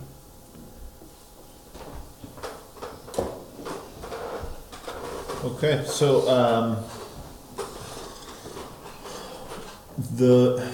could you talk a little bit too about what the study does in terms of access to other funding mechanisms?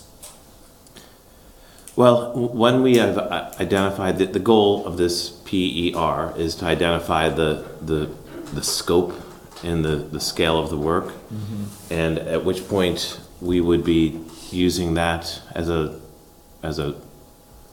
sort of a starting point for our application, and the kind of discussion we've had with the funders is that when we get to the point where we're able to describe that work and at a 30% we've completed 30% of the documentation of that work, we would then be able to ask multiple funders, whether it be USDA, RD, the Federal Highway Administration, all VTrans, all the different entities that would be involved in completing a project such as this.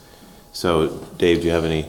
I was going to say that we've identified at least 2 eligible grants that come available over the next 3 months. That is part of our scope as well to help assist with the grant applications. Okay. One for stormwater, one for more infrastructure costs. So adding on, and I think one of the things I found just in a couple meetings, there's kind of a snowball effect, right? Once this is an exciting big project, people want to be involved and have dollars involved. You know, it's like once you get that seed going, it's kind of an interesting discussion.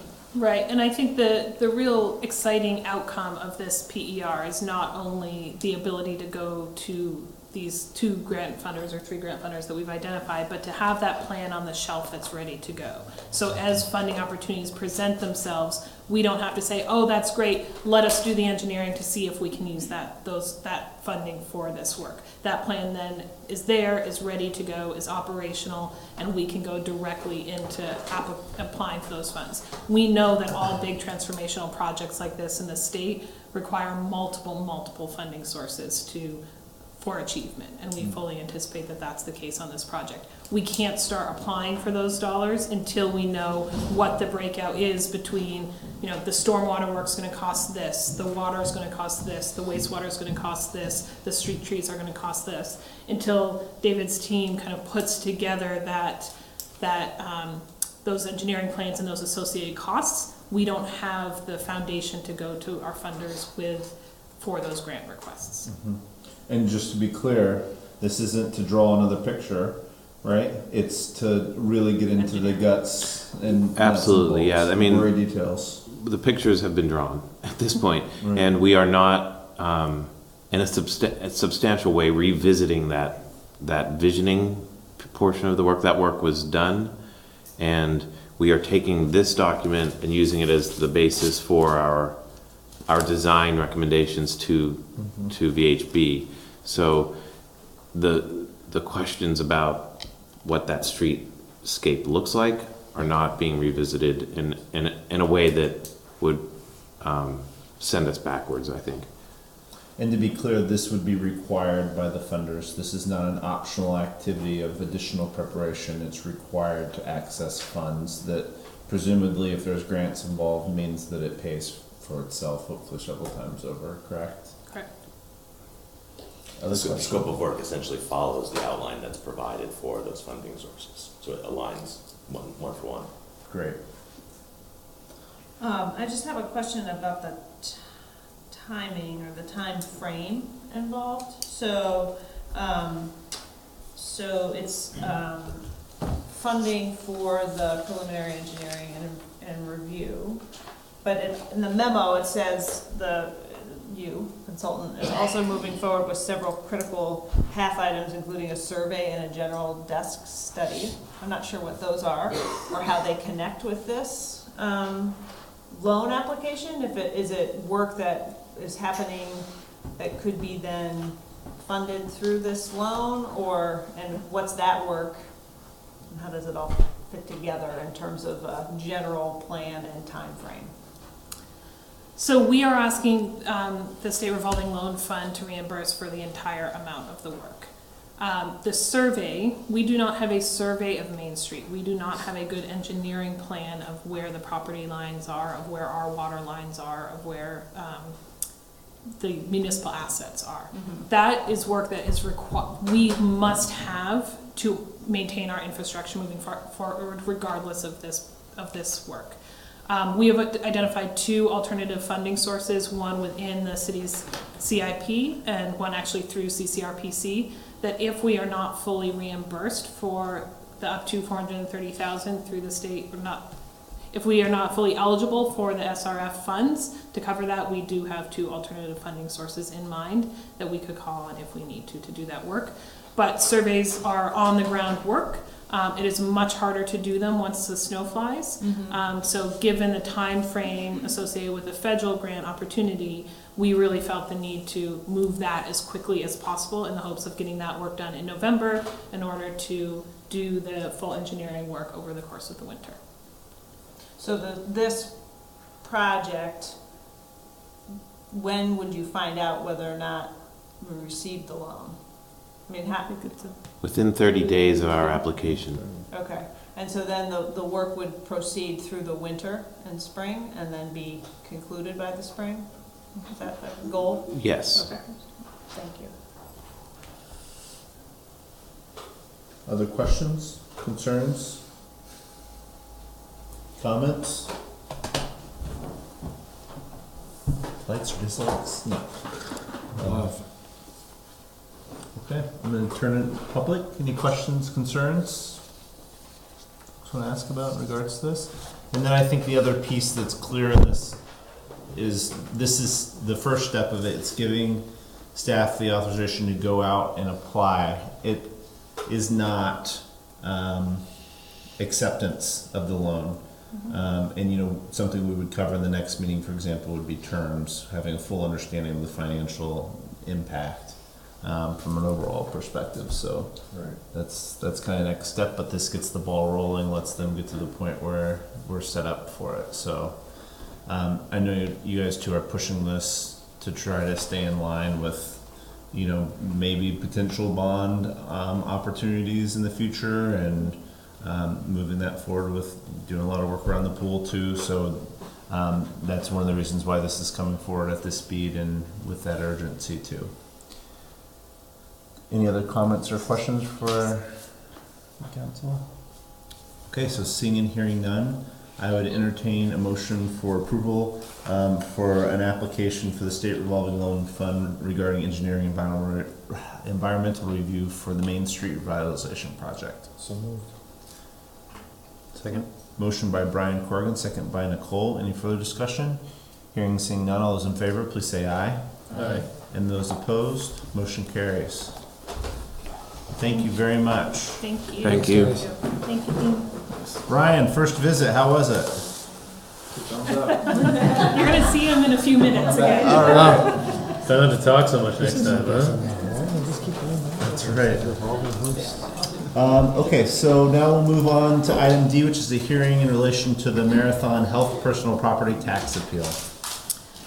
So I'm going to invite up Ted, the city assessor, as well as Scott LaPlante, who's the CFO for Marathon Health.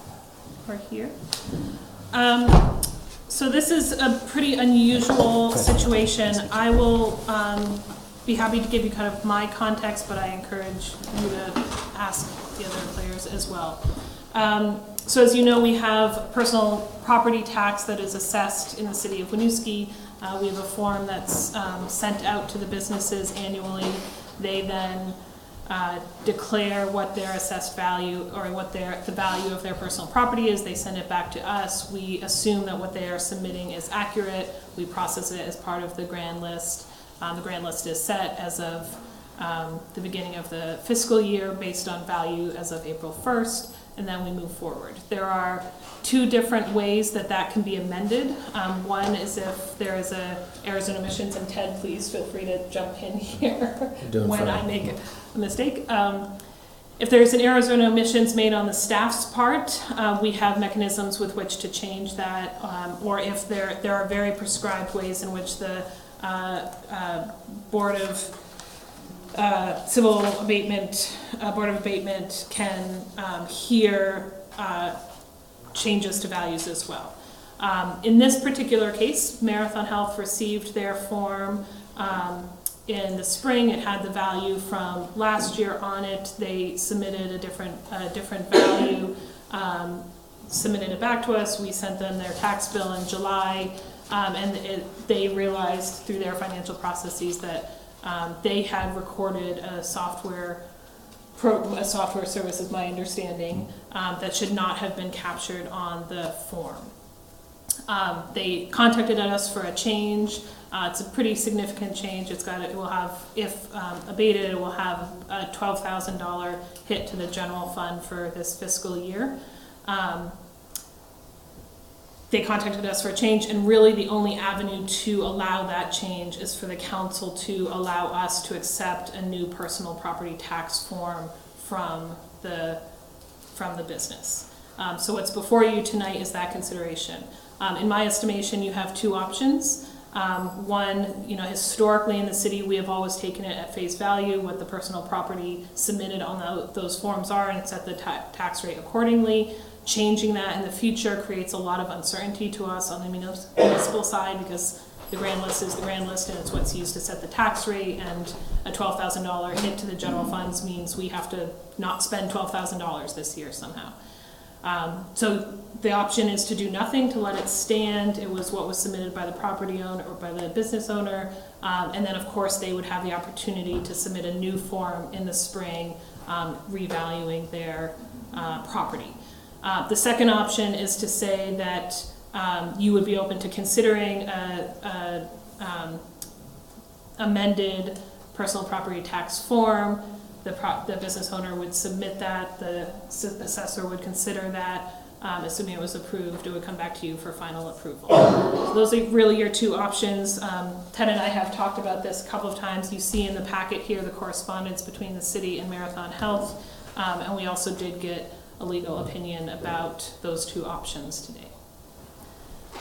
I don't mean to speak for you, Scott, if there's something you would like to, or Ted, if there's something you'd like to add to that as well. I think you summed it up pretty well where we stand. I could add some color to how we got to this point, if that would be helpful. Essentially, this is our headquarters here in Winooski. We have a number of sites around the country as well on a much smaller scale, but we have assets at those sites as well. And so our staff person who handles all of our property tax filings for all of these locations is accustomed to getting the asset report from another staff person, attaching the values to our reports and filing them. And so she did the same thing with this location, but of course to this location we have a bunch of software attached, and it just got missed. I mean, it was just our error, got missed that we have these big software values attached to this location that do not qualify as personal property. So it was just an oversight by her part. And so that resulted in property values that are 10 times higher than what they should have been. So it's a significant error, and caused our property tax bill from last year to go from $1,600 up to $18,000 this year. So it's not a small matter for us. That staff person, after filing the report, just filed it away. And apparently the grievance process occurs between May and June. But we didn't get our property tax bill until July, and that's when the flags went up for us that we had a problem, and we looked into it further and found out what happened. And so we're told we're beyond the grievance process, but we never had a chance to file a grievance before the process, the time slot had run out, which led to correspondence with each of these folks who helped us get on the agenda, and here we are. So clearly our error. We do think there could have been an opportunity for the city to notice that we went up dramatically and maybe there was a problem, or even that our supporting reports had software and leasehold improvements on it that shouldn't have been included. But nonetheless, it's an error, and we're looking to just get it corrected because, as you noted, I guess we got a difference in numbers. We think it's a $16,000 difference. You're getting 12, but either way, it's a significant amount of money you won't have for your budget, but it shouldn't be there to begin with, is our feeling. So that's the background that got us here.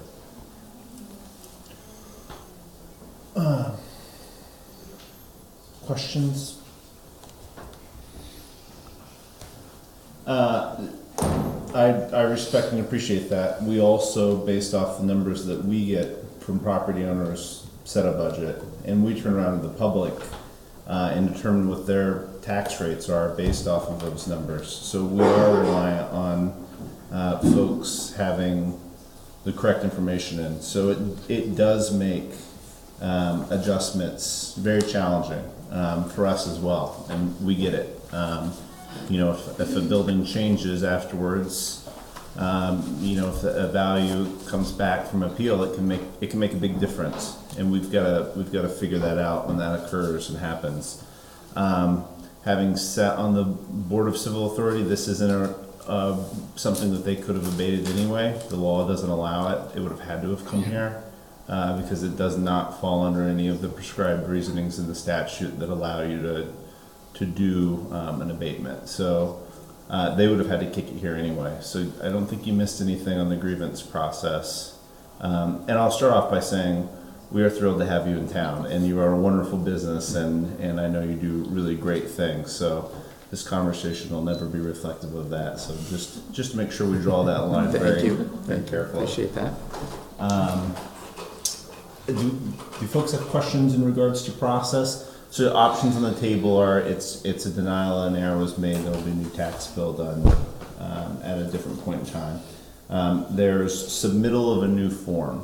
So submittal of a new form would I would think then correct the entire issue.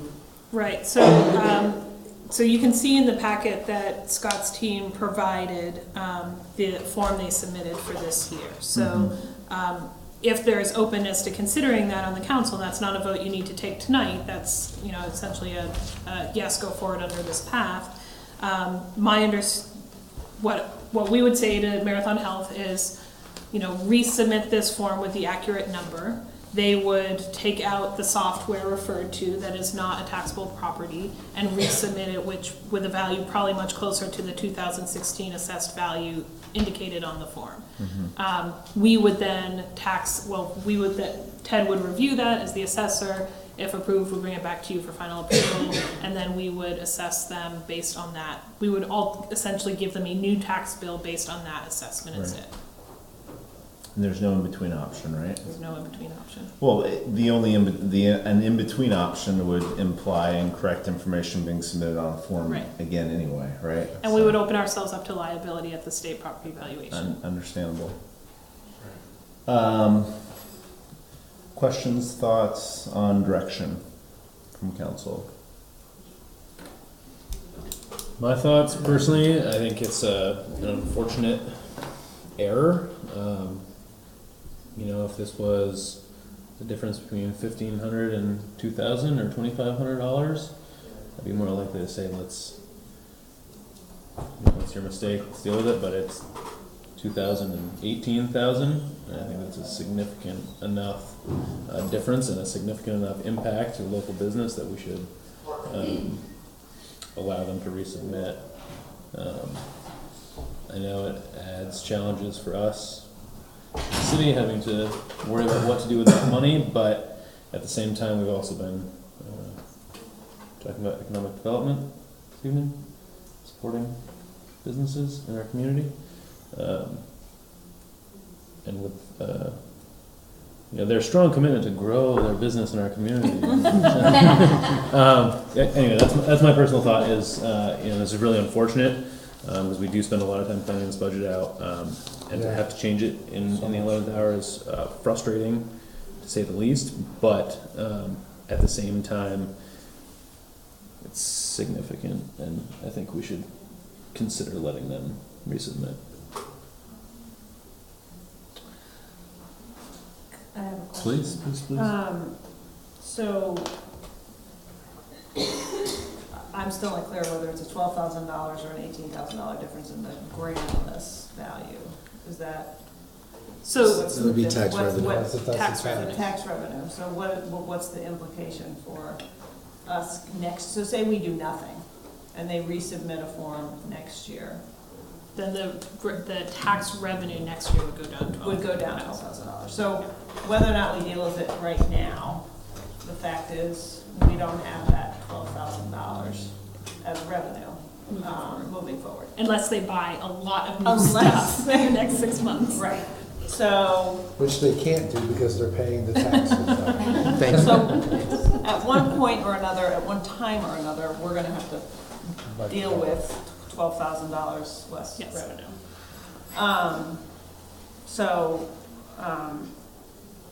And it is an unfortunate mistake. My comment, I guess, would be that I don't think it's fair to put the responsibility on the city for reviewing with a fine tooth comb the applications that are submitted, that it's really the responsibility of the property owners to make sure that the forms that are submitted are correct. We have a small team here, and I think the burden is not on them to make sure people are, of all the property owners that are submitting forms, that they're doing so correctly. But if we are going to be dealing with a loss in that revenue, and because it was a mistake, I'd be open to allowing a resubmission. But I'm not open to accepting the city having to accept responsibility for the situation. Other comments, concerns, questions?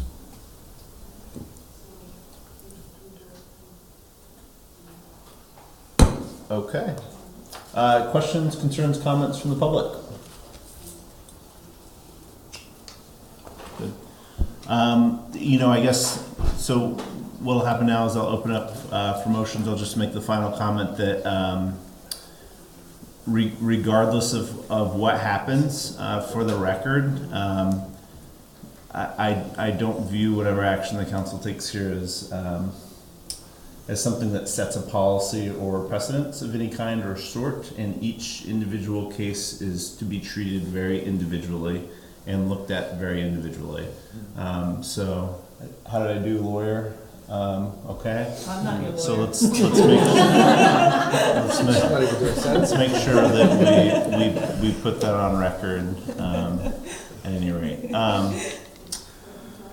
Because that's always going to be a concern, and if there's a mistake made that's much larger that frankly makes operations here challenged or compromised in some way, shape, or form, we would not have flexibility on that, and we would not for a moment blink at saying, No. yeah, I wouldn't, saying I'm sorry that a staff member made an error at a business, but I understand the arguments we made here. So, at any rate, with that said, with my piece said, I will entertain motions, actually, as a hearing. So I think, actually, and this was my mistake, upon further guidance from the attorney, I think if you want to make a motion tonight, what the motion should be is to direct staff to work with the business owner to resubmit a personal and property tax form, if that's the direction you're going. And then we would bring that back to you probably on a consent agenda for approval. I would entertain a motion, well, actually, I'm just going to entertain a motion, and it needs to be in the affirmative, and leave it at that, because I'm not clear on what motion might be made here. So just remember, any motion needs to be in the affirmative of a proactive action. You heard the recommendation from the city manager in terms of what would progress us further down that road. I move that we approve staff to work with the business owner to resubmit their personal property report. Tax form. Tax form. Second. Motion by Brian Sweeney, second by Nicole. Any further comments or discussion? Any further additional comments? Seeing and hearing none, all those in favor please say aye. Aye. And those opposed? Motion carries. Great, thank you very much, appreciate it. Thanks for visiting, thanks for the work you guys do. Thanks for your support. Thank you, Ted. You're welcome. Did you like my speech? You did great. Okay, so is here where we moved? Did we move to E? Sorry. No. Nope, we're keeping this where it is. Okay. E, item E, approval of the state revolving loan fund application for the Headworks project at the wastewater treatment facility. So for this one, I'm going to call up John Choate and Ryan. Is Ryan still there? Is he talking to Ashley? Going back. So again, in the interest of, That's what you get for leaving that door open. Everybody left. There he is. So again, in the interest of the theme for tonight, I think, is getting to action on some of these projects. So this is a project that John Choate has been working on for months, and I'll let him give you an overview of it. But again, the action tonight is to allow us to apply for a state revolving loan fund loan to go through all three phases. design through construction of the Headworks project at the wastewater treatment plant. This is in anticipation of a potential bond vote on town meeting day. We are farther along on this effort, and would use the existing debt capacity that will be retiring in 2020. So if this work is ultimately approved and goes to bond and the work is completed, there won't actually be any added impact on the ratepayers, since that we have debt that's retiring that this work would pick up in 2020. So John, if you could give a quick overview of what this is. So the intent is to get the engineering report done.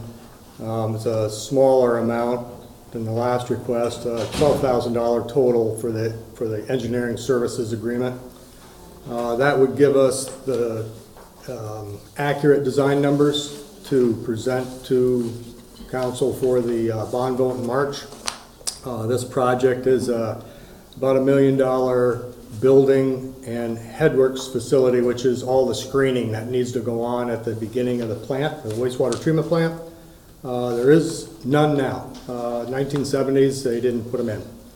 So we suffer some obvious things down there to me, but might not be obvious to most folks. But when you screen wastewater, you need to take it all out, the big inorganic things. We don't have any facilities that are doing that right now, so they end up down the process. This could bear some fruit in the future for the phosphorus project that may come down the road, but I think my intention is to piecemeal upgrades down there that don't have any budgetary impact or any rate impact. So as Jesse said, we're retiring a clarifier bond in 2020. This payment would take place in 2021 if we build next spring, or depending on how quickly it's done, your loan takes a year after completion to start paying on.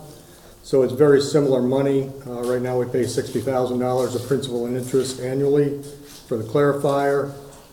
This one, depending on how many years we take it out, 20 or 30 years, which are eligible, it could be that same amount or in the $40,000 range annually. And there is some real incentive right now to do it for loan forgiveness for the engineering. So up to $400,000 is eligible at 50% rate. So the time is right now to do this study. And again, as Jesse was saying, our intention is to have some of these projects that are shovel ready, so that when opportunities arise financially, we can take them on.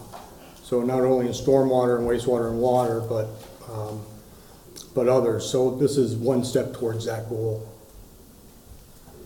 And I would just add to John's being very humble about the need for this project. We are the only facility of our size in the state that doesn't have an automatic headwork system, which is, just from a modern infrastructure, goal of municipal infrastructure, strategic vision area, really unacceptable. And it also, I would say, does compromise our staff. Our staff is having to do a lot by hand that other public works employees in the state are not being asked to do. And even with those efforts, we're missing 75% of it. It being the key word, I'm not going to go into detail. Let's talk about what's really Can you imagine? Thank you for being deliberately vague. With a new facility like this, are there staffing implications around that, or is it current staff just managing that as well? It actually would free up quite a bit of their time. Right now, they manually do this 2 or 3 times a day, and it would be done automatically and a lot more efficiently. But it's a rated space. It's a space that needs air exchange and gas detection, and you can't build just a tent over these things. So it's substantial money. But again, will bear some fruit down the road for us when we face other challenges for phosphorus removal. And what you're saying is that this upgrade would come at no increased cost to the ratepayers because of the timing of the retirement of the old bond. Exactly. So we could get a significant upgrade and residents will not see an impact on their wastewater rate, correct. Are there other substantial upgrades or needed improvements in other areas of the plant that could come down the pipe works? Yeah, Eric, I think there is. They may be lessened by this facility in that it reinstitutes phosphorus back into the waste stream because of the sludge at the bottom that we're not able to remove.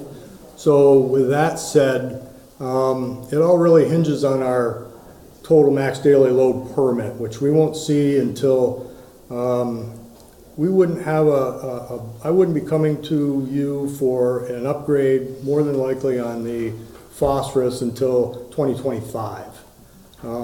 We have 4 or 5 years before we'll see our permit. We have a year of optimization and then a requirement to upgrade at that point, and then you have the construction time. So it's out there in the future, but it's all relative to what happens with the whole discussion with whether it's a state or it's being contested now through the EPA program that they instituted. So, having said that, I think it could go from 0.2 milligram per liter to 0.1 milligram per liter, and that would have a significant effect.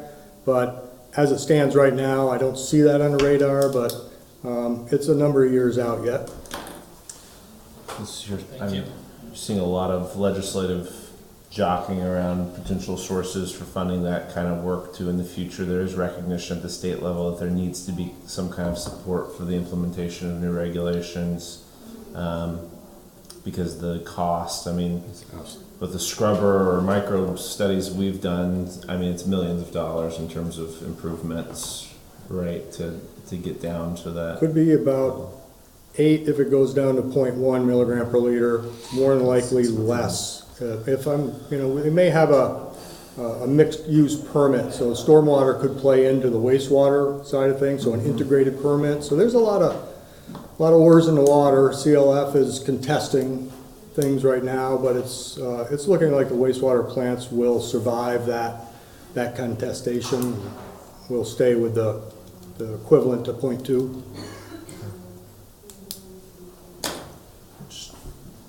Just to remind folks where a lot of the phosphorus in the lake comes from is not from municipalities like ours that have wastewater treatment plants.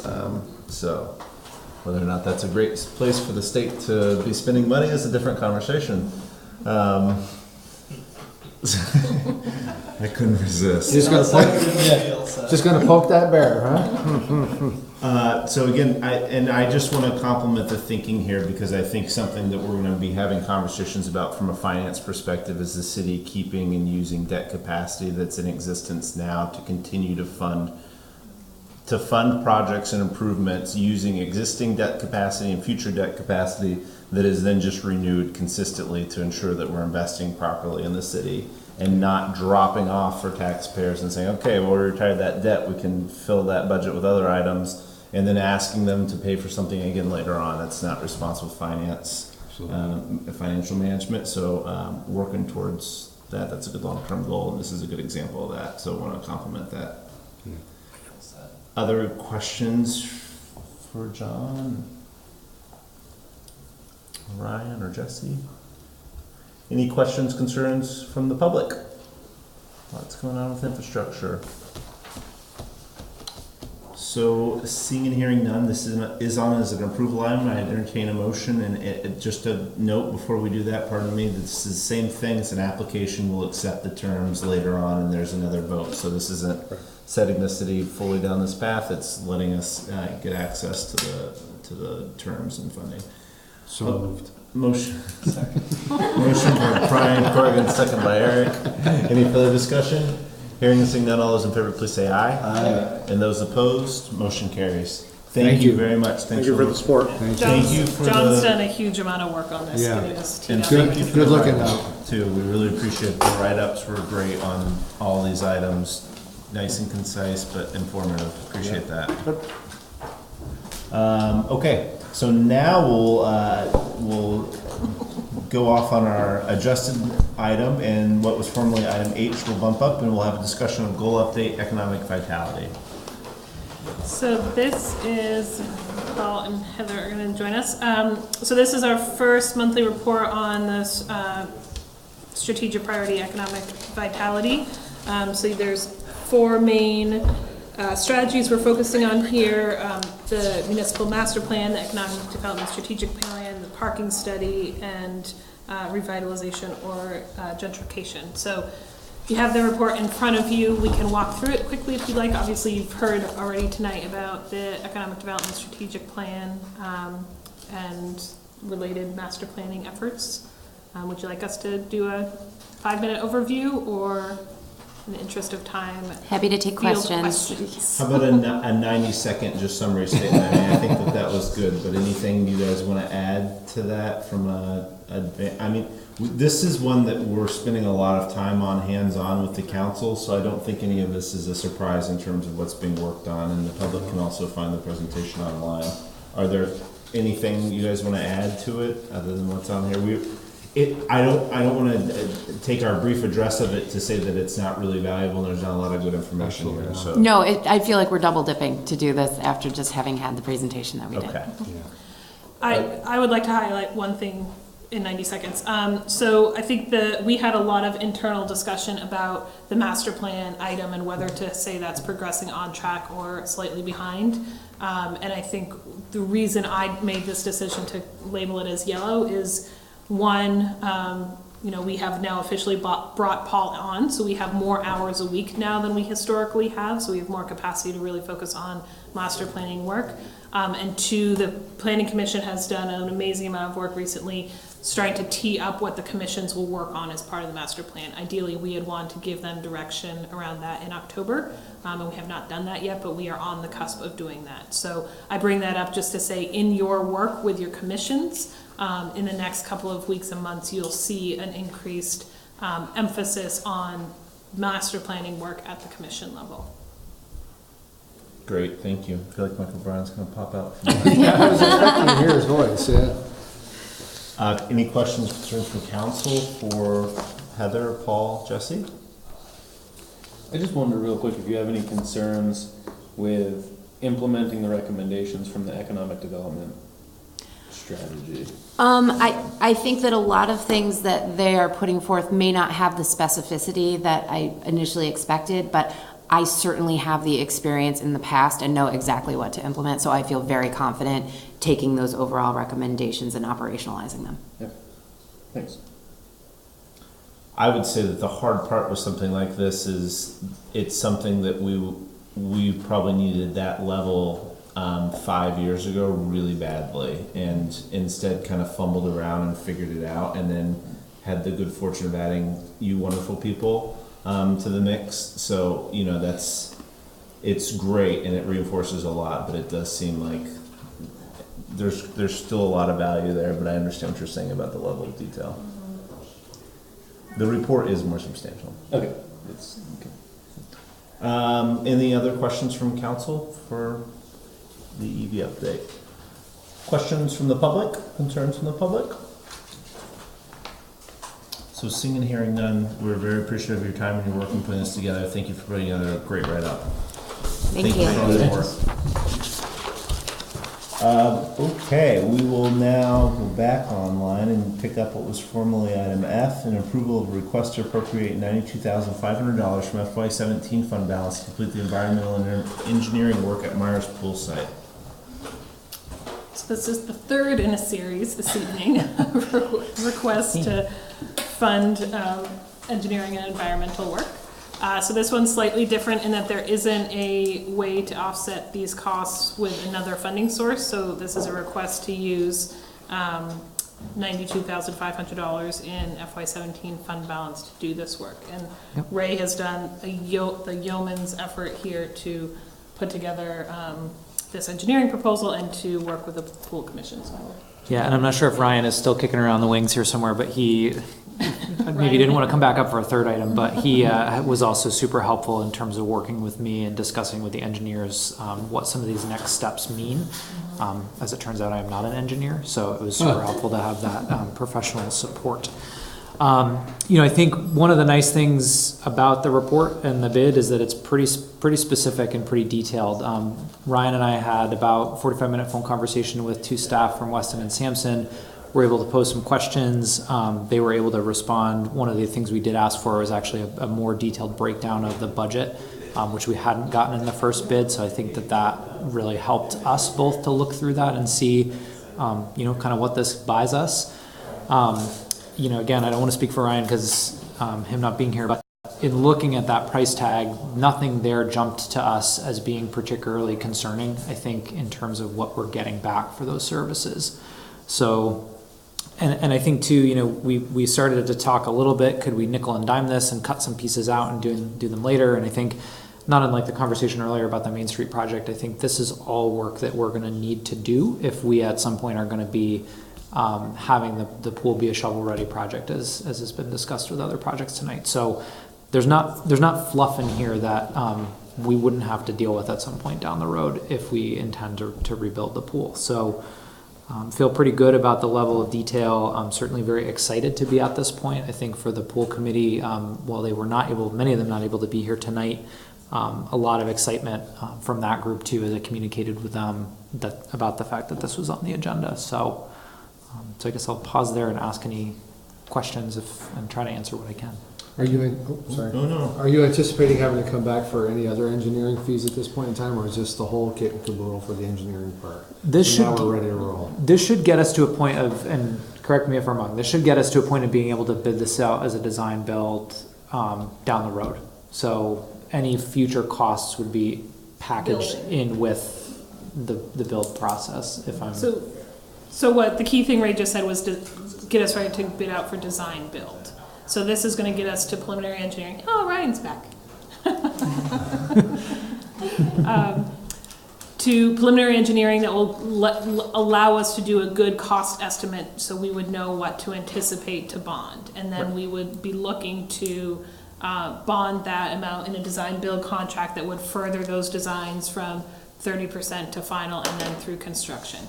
The advantage of a design build in that path is that you can work on value engineering and you have your engineer at the table with your contractor to have that connection be close through the life of the project. So yes, there would be engineering costs associated later on, but would be once we determine what the full cost of the project is going to be.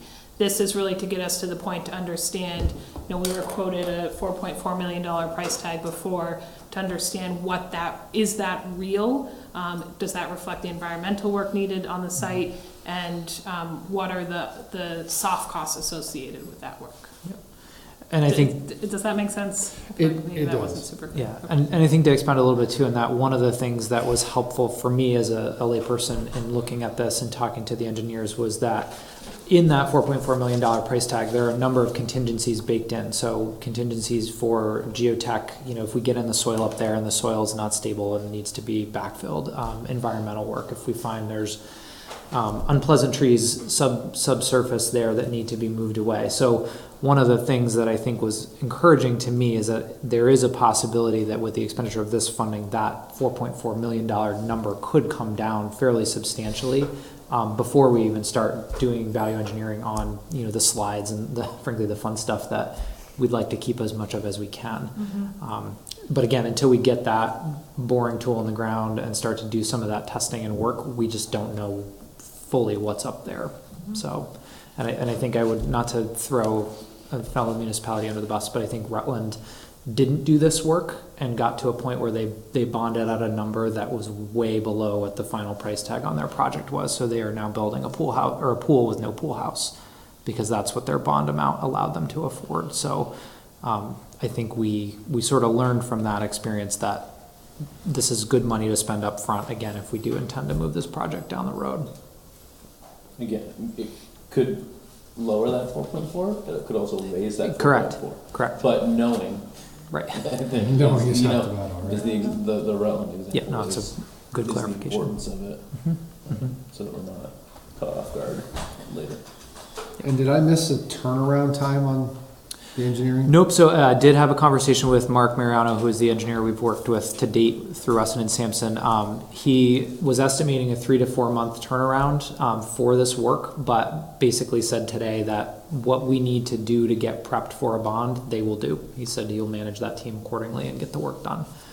Like the project we mentioned earlier, I think there's definitely a strong desire to get in the ground before the snow flies. And they have acknowledged that, and I think are ready to roll pretty quickly if the funding is allocated and approved. So that helps get some of those pieces going, and we can do some of that legwork over the course of the winter. So. And if you, I'm taking the fact that their name's on this proposal that we're pleased with the work today. We very much are, and I think, you know, I perhaps didn't do as much buttering up in here as I should have of them. They were great to work with through the process, especially in terms of their public engagement piece. I think that was an area where they really did work with us very closely and actively to figure out how to do a good public engagement process. They met with our pool committee a bunch of times. We had a big event up at Landry, got a lot of feedback that they incorporated. So yeah, they were very good and are one of the pre-qualified engineers, I believe through Public Works as well. So that's helpful. And can you guys remind us what amount we are taking this $92,500 out of? Yep, so at this point, we're recommending that come out of operating surplus fund balance from fiscal year 17. Which has a total leftover amount at this time of? 621, 210,000. There you go. Unaudited, but if Unaudited, you were correct. here, but yes. Correct. Yep. I just want to remind that for folks. You chimed in almost on time too. Like we've talked about fund balance here a number of times, but just a reminder that's coming out of that 600 and some odd $1,000 amount that we're expecting to have for fund balance this year. And I just want to note, because you didn't say anything about it, but we do also appreciate starting to demonstrate what the facility's ongoing cost burden for the community is looking like. Yeah, that's a critical. On some level, I think building the thing is going to be the easier lift. I think the operating costs will be where the challenging rubber hits the road. But again, we wanted to do our best to give a snapshot of what that will be. That'll be refined as we go. But I think it does start to give a picture of what we're talking about as an add back. So then the next question too is it expected, I mean, I know you can't answer this question, but generally we think the number based off of what the work been, this should not, if things go reasonably well and there's nothing catastrophic found, should not drastically change the number that we've been dealing with for the proposed potential cost. The 4.4? Correct. Assuming nothing is found, right. Correct. Okay. If anything, I think what we would see if nothing is found is that number would come down slightly. Okay. Because there are some contingencies for dirty soil and for needing to do some backfill up there potentially for unstable geotech. It's just a reminder that the council's also not voting right now to approve the construction of a pool or approve the sending of the bond to the voters. Correct. We're doing what was promised, which is taking this as far as we possibly can to understand what the total price tag is in a very responsible way. Yep. And understand what the implications of the proposal are. Yep. In totality. Yep. Which I feel does match the charge that we felt from the community. Yep, absolutely. In wanting to see some real movement on getting this to a place where the community can make that decision. Exactly. Yes. Other questions, comments for Ray? Jesse? I would just, I think probably the most consistent question I get from people in the community is what's happening with the pool. Mm-hmm. So, I think some sort of communication plan beyond, and you know, I have the honor of writing the newsletter article for December. I was just going to suggest So I'm that. happy to include We may be in touch. as part of Yep. that, but I do think even beyond making sure that folks are kept apprised of as we, because if we're really pointing towards a March bond vote, now's the time to get people Start getting that out there. engaged and Agreed. this is real, this has a price tag, this is what this means. Yep. That's great. So I do feel the need to put out the caveat. I think it's fairly unlikely that we will be ready for a March bond vote on this project. I think that this is, as Ray said, this is 3 to 4 months worth of engineering work to understand what that price tag is, and we have to have approved warning for town meeting by the end of January. I think this is much more on track to mirror a potential bond vote for the Main Street project, which would be either at a special meeting or at one of the primary meetings in 2018. So just to mean. Which should be November. We have a primary Oh, I'm sorry. in August. August. Okay, so that's news, right? So that hasn't been stated before, so that would be something that we would expect is really clearly expressed both to this body and the public from a reasonability perspective, because I can tell you that's not what's been communicated previously Yeah, that's here. not my understanding. And it's also not what is being repeated to members of the community. So I think we need to be really, really clear about those timelines and what's reasonable and what's possible, okay? So I'll open up any additional questions from council? Questions, comments from the public? Yes. Ray, didn't you say that the firm said that they would fast track whatever needed to be done to get it on the March ballot? Yes, but I think still a baseline 3 months is probably where we are. So again, I'm not an engineer. I don't feel like I can speak to what that timeline would look like. But again, it may. I mean, I think there's a kind of a bigger question there too of bonds. Do two bonds stack up together? Or is it better to take them separately? I think there are a lot of pieces there that would be we would need to be thinking about internally about how we stack that up. And correct me if I'm wrong, but I mean, the way I was approaching it is say it's 3 months, so 3 months from today is December, January, February 5th, so say we could get them down, or say we could get them down 2 weeks, that essentially has us coming to you all with a financial proposal the night you're setting the warning vote, and that does not, and that's just to me, that is a very, very tight time frame. So I was just trying to manage expectations of what we can expect from a good engineering product and what we can reasonably expect you all to weigh a community value of after you've also been talking about a budget for 2 months that's going to have other financial impacts on the community. We're not going to know on December 4th what that number is going to be, and therefore what debt capacity we'd have to be carrying for a pool. So you would be making other FY19 budget decisions without that information in place. You know what I mean? I think we understand exactly what you're saying. I don't think that's the issue at hand here. I think somewhere along this line, we lost a timeline in my perspective. Like, I think a lot of us sitting up here were thinking this was going to roll out as a bond issue in this particular voting cycle. So when we lost that immediately 5 minutes ago, I think that look was on our face. Like, did we miss a timeline? What happened? Why is that not all jiving? I think but we completely understand what you're saying. You don't want to make a $4.4 million decision without having all of the other things as well. We get that part of it. That's not the question. Not in my mind, anyway. No, and we received the presentation in August, and agreed with the Community Services Commission that option B was the right approach and that we needed to move forward with engineering in order. I thought we were all pretty clear that the goal was a March bond vote, and so, like I expressed last meeting, my confusion or concern that the pool project would get tied up with the Main Street revitalization project, because that's not the timeline that we've been on. And so yeah, you're right.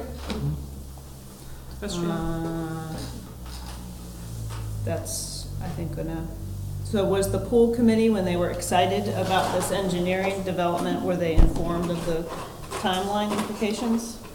So does the I don't- pool committee know about the, I don't think we've spoken about specific deadlines for when a bond vote would go out. I think we've talked about it with that group most recently as sometime in the future. But I certainly haven't committed to a March date. And again, knowing that some of these other projects may be past that.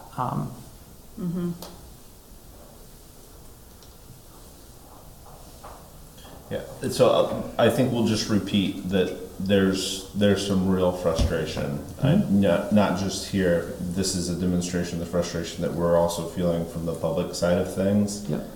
So I'll just leave it there. Any other questions, comments from council? We have another question in the public. Yes. Again, Dr. Ron Stotan, Commissioner on the Community Services Commission. Over the past year, I have spent about 8 months or so acting as the liaison from the commission to the full committee. And so I've had quite a bit to do with their discussions in developing the design that was brought to you earlier this year.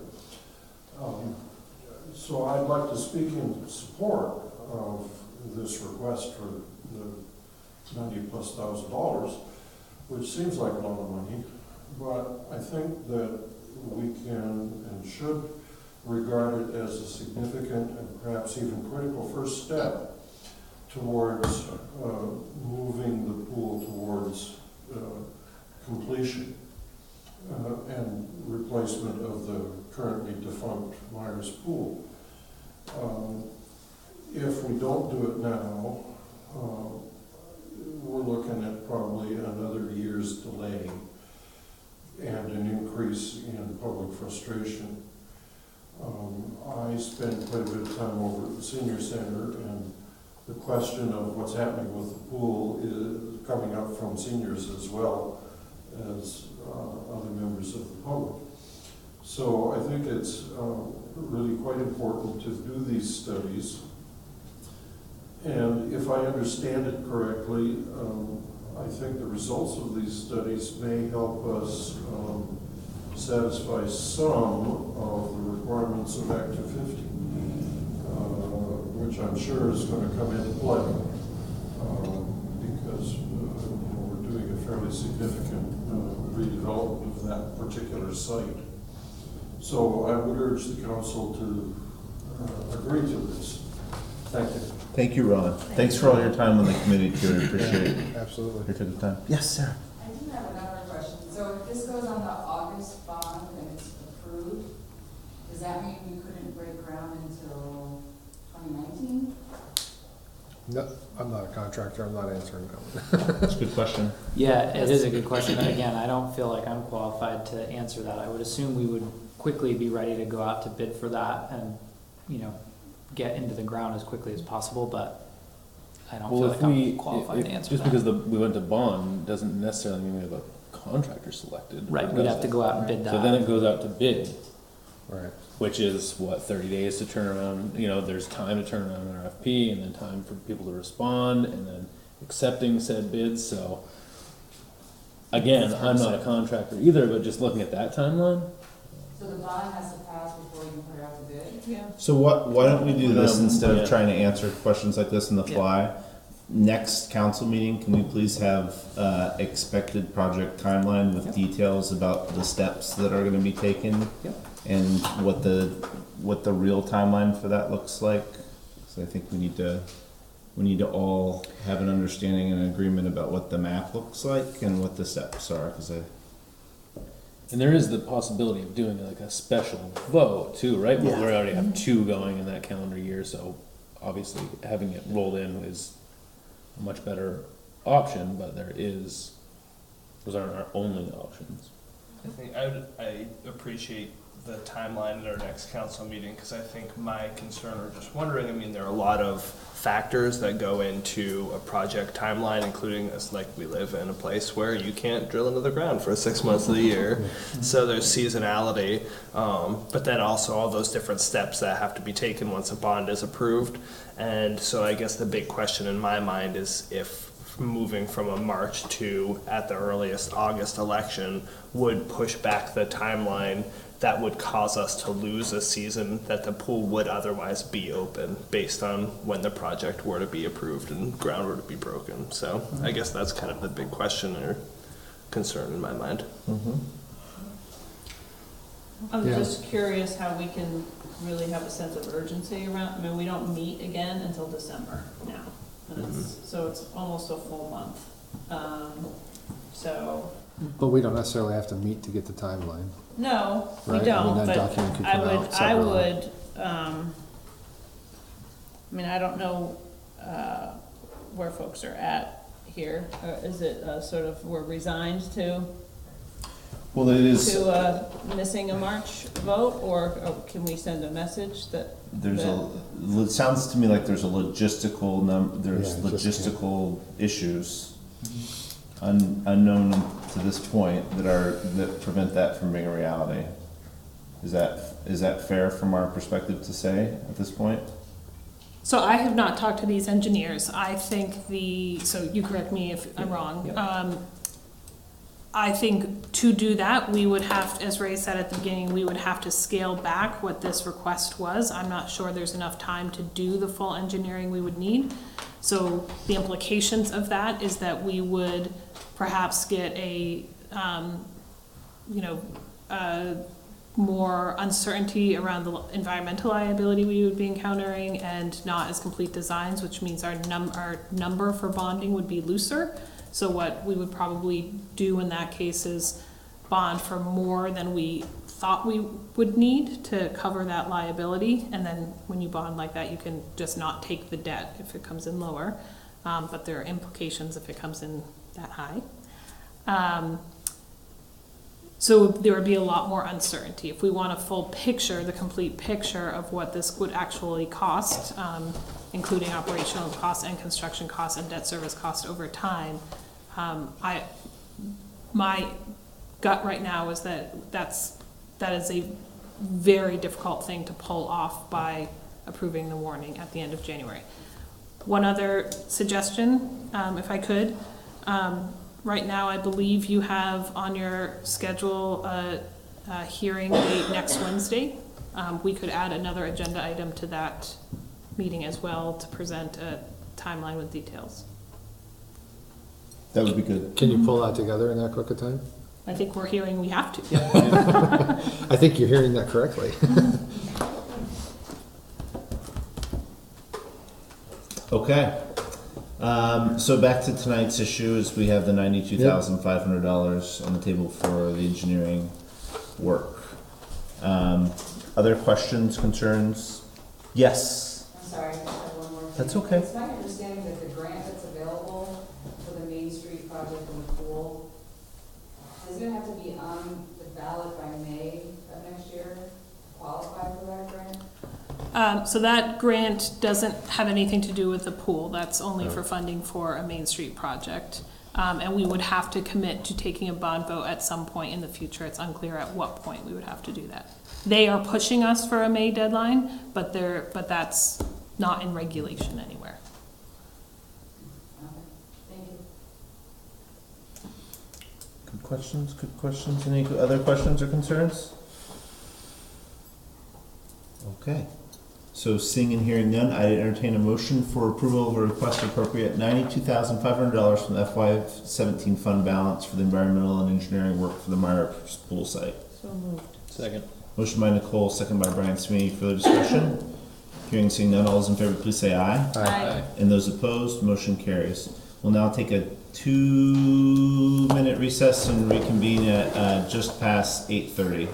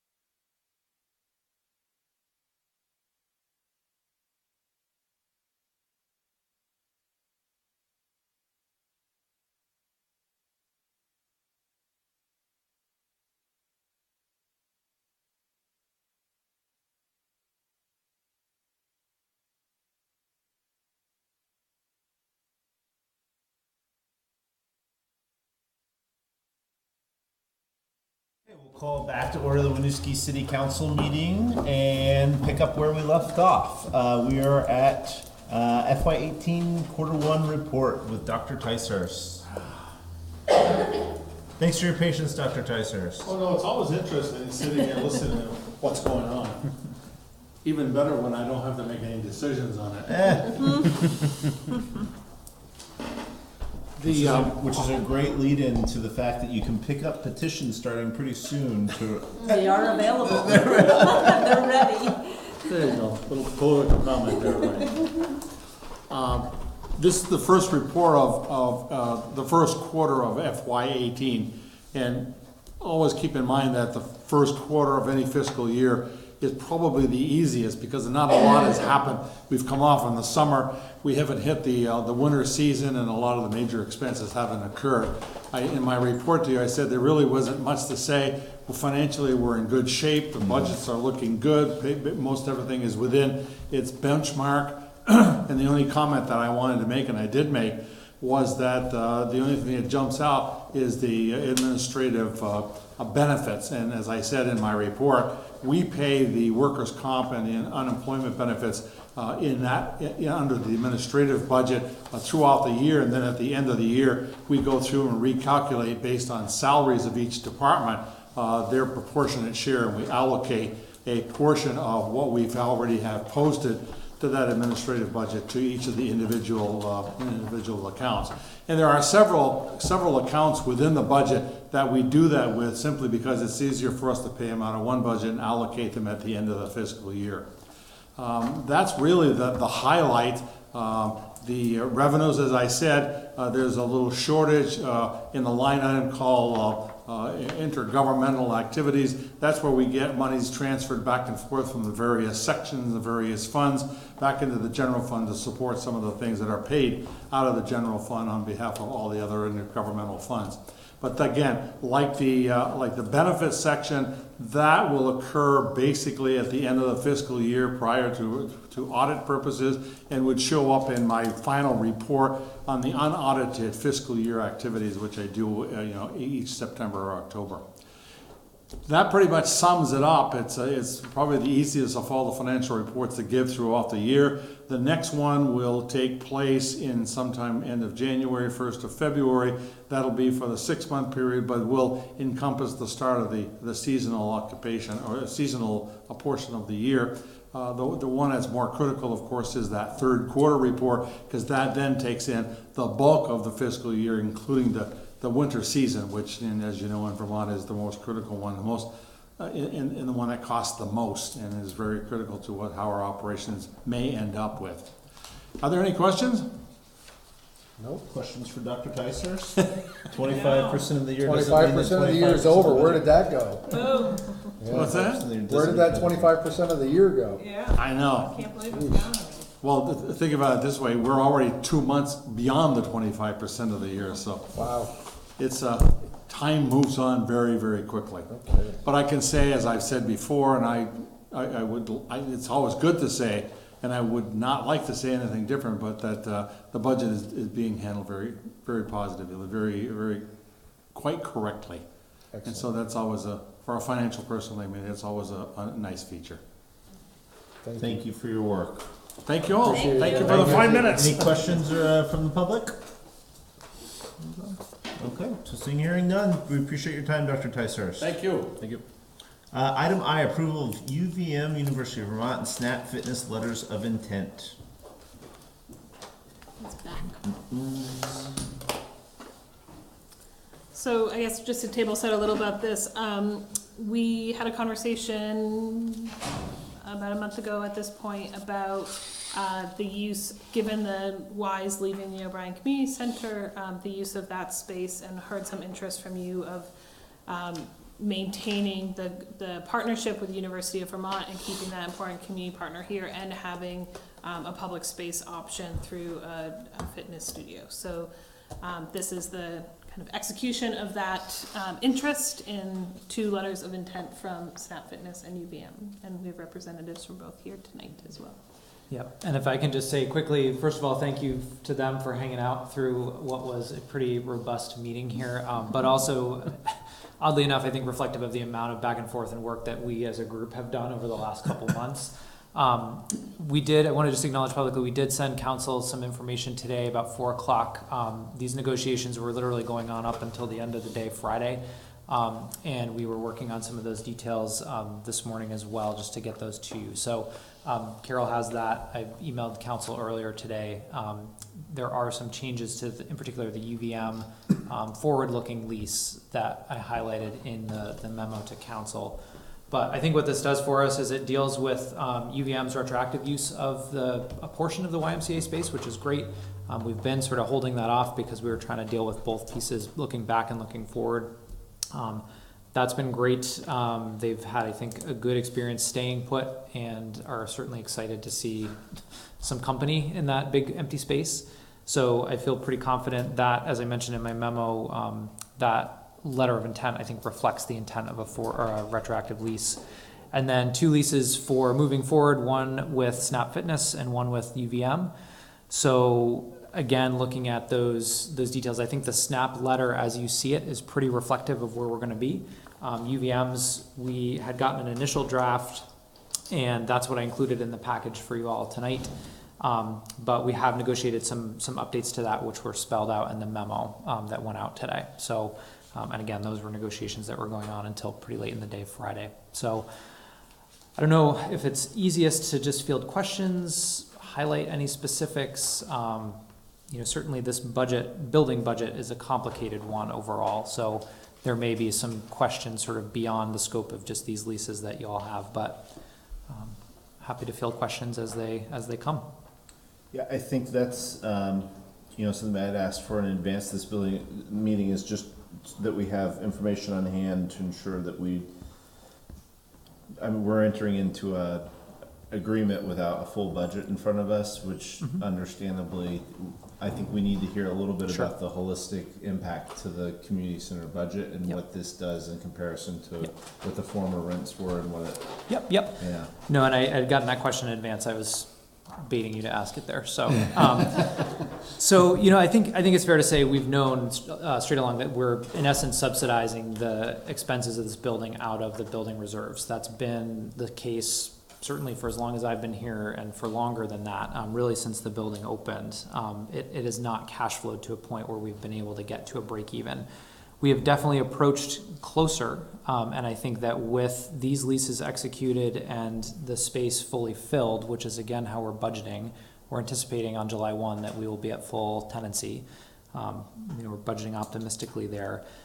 There's really minimal impact to the bottom line with these arrangements as prescribed. So currently, with the vacancies that we've got, we're subsidizing that building to the tune of about $5,700 a month, which is obviously not a sustainable approach. We will have an opportunity to go back with this retro lease and capture some of that difference. But looking forward to fiscal year 19, as a comparison, again, if we're at full tenancy under the terms of this agreement, that subsidization number drops down to about $2,800 a month, which is obviously a much better number. Still big, but kind of more in line with where we've been targeting to get this budget, which is about between a $20,000 and $30,000 annual operating deficit. The question is going to come up, why didn't you charge more rent? You've got an opportunity with new leases coming in. And I think that the short answer is that the market's not going to bear that based on that building. We've retained a professional commercial real estate broker, Esther Lotz, who's been helping us out through the process. And the number that we got to, the $14 all in per square foot, is really what I think, what I was advised the market is going to bear. And probably honestly at the top end of what the market's going to bear for what that building is at this point. I think the piece that's not necessarily going to be captured in an operating budget that I think does help us make some strides in that building is that we are bringing 2 tenants to the table that are willing to make some pretty significant investments in the building. And as you all know, we don't have a lot of fluid capital down there. So I think this is an opportunity that we may be dealing with some operational loss, but I think over time it allows us to get some work done on the facility that we've needed. And then modeling out the other piece that is reflected here is some annual increases, which we've not traditionally had in our arrangements down there. So it does allow us, I think, to keep pace in ways that we've not been able to over the last 5 or 6 years. I don't know if that answers the question, if you want a different way of quantifying that.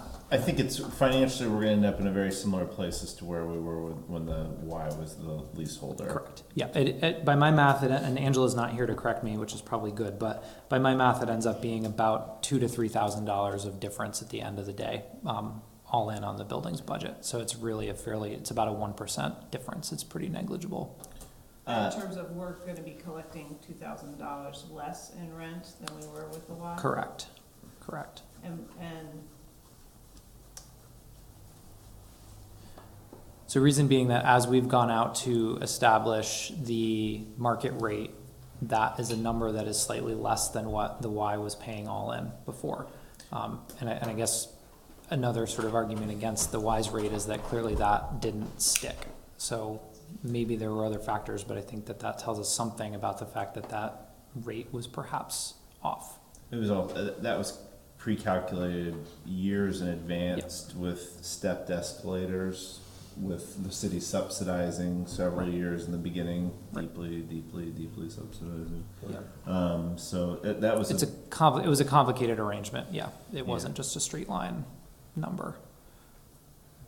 I'm appreciative of the fact that I think we put you in a very impossible situation as staff to suddenly become building managers and leasing specialists. So want to acknowledge and appreciate Esther for your work with Ray too, because I think that's an expertise that, again, it's pretty unreasonable for us to expect that to just be on staff as an innate characteristic. Not an engineer, not a commercial real estate broker. Yeah. How can you get leaves out of a pool? So I guess I would just, I want to give other people plenty of opportunities to ask questions about the leases. Going up 40,000 feet again, this is what we asked, and it was late in the meeting in case people didn't catch it, but I know that there was a lot of back and forth, and extremely appreciative of all the time and energy that went in on your behalf and also on the party's behalf. So I know you guys, UVM is represented here, as is Snap Fitness, and I think this arrangement represents to us, really it's adding a great, continuing a great partnership with UVM with a service that is really important to a number of people that live here in the therapy realm, and that's critical. But we also retained the very public aspect of the body, of the building in general, and allowing for a gym, which a community as densely populated as we are, with 700 people, to not have a facility where people can go and take care of their health is totally unacceptable too. So, I think this does represent, and I appreciate the ability of everybody to get to that place where we're having this conversation, to meet the best needs of the public while also providing a great continuing partnership with UVM that provides a great resource to the community too. That at some point in life we all will probably need, although if we spend enough time at the fitness gym, maybe we won't need as much aquatic therapy on the back end. Other questions? And sorry, I didn't mean to hijack it with the higher view. If people want to ask questions on the lease side or anything of Ray. attorneys have reviewed the lease. The letters of intent, yes, I've looked at with Bob DePalma. Thank you. Yep. I think the terms that you've written, that's a public document. Unless anybody has specific items that they're concerned about, I'll open up the opportunity. We do have it listed as a possible executive session.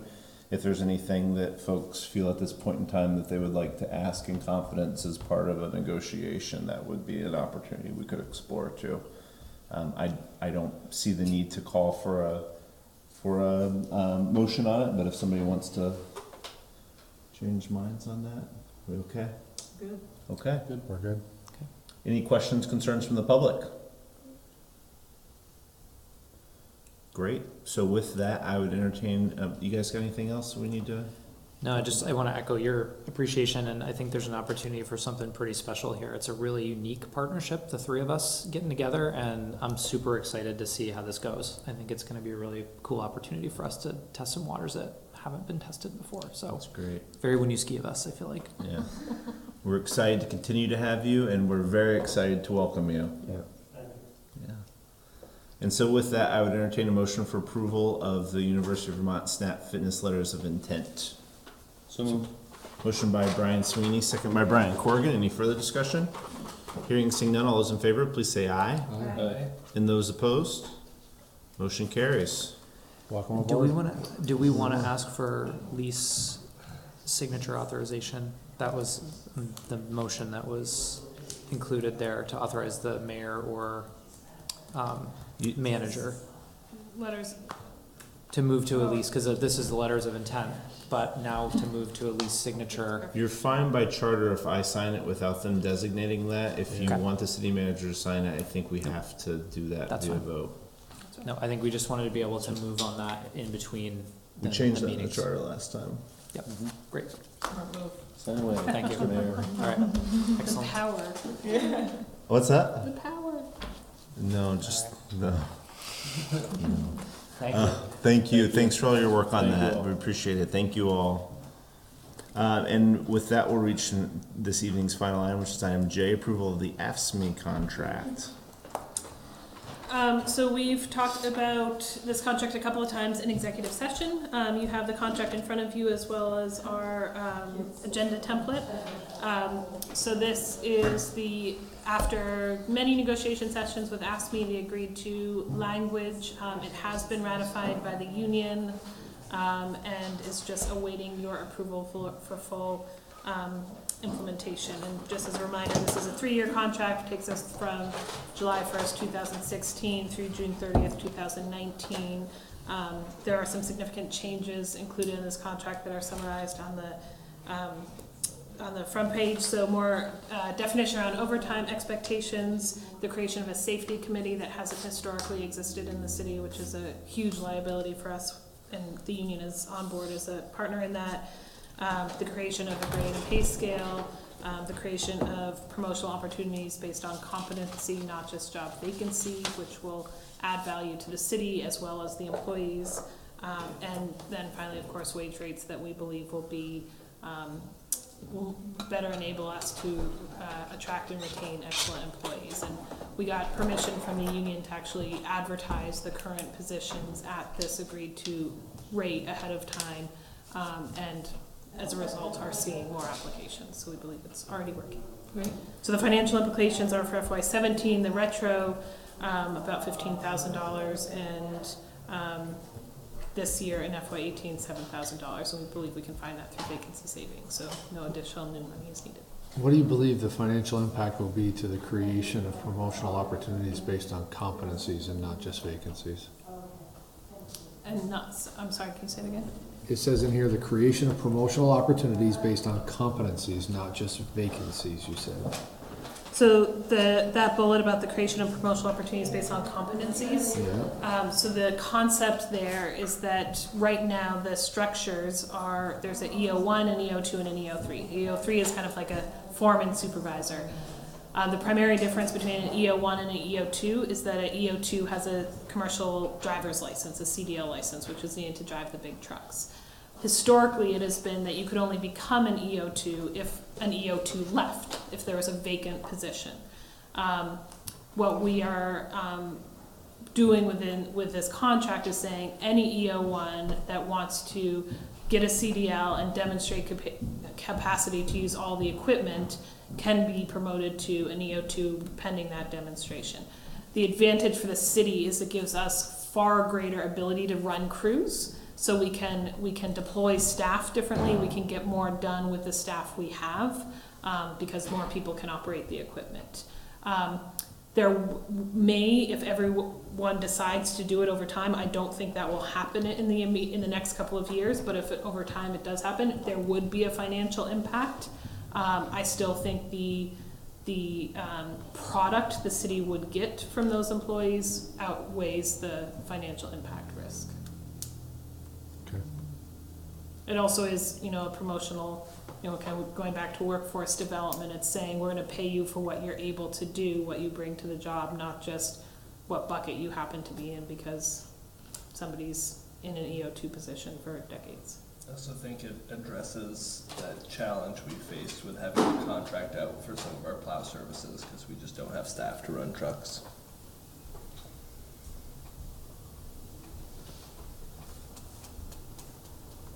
Other questions, comments, concerns? We've seen this one a few times. So does this mean you're basically gonna start negotiating the next contract, because this goes through 20? This one goes through June of 2019. So we have Pretty much starting. We have a year off maybe on this one. FOP expires in June.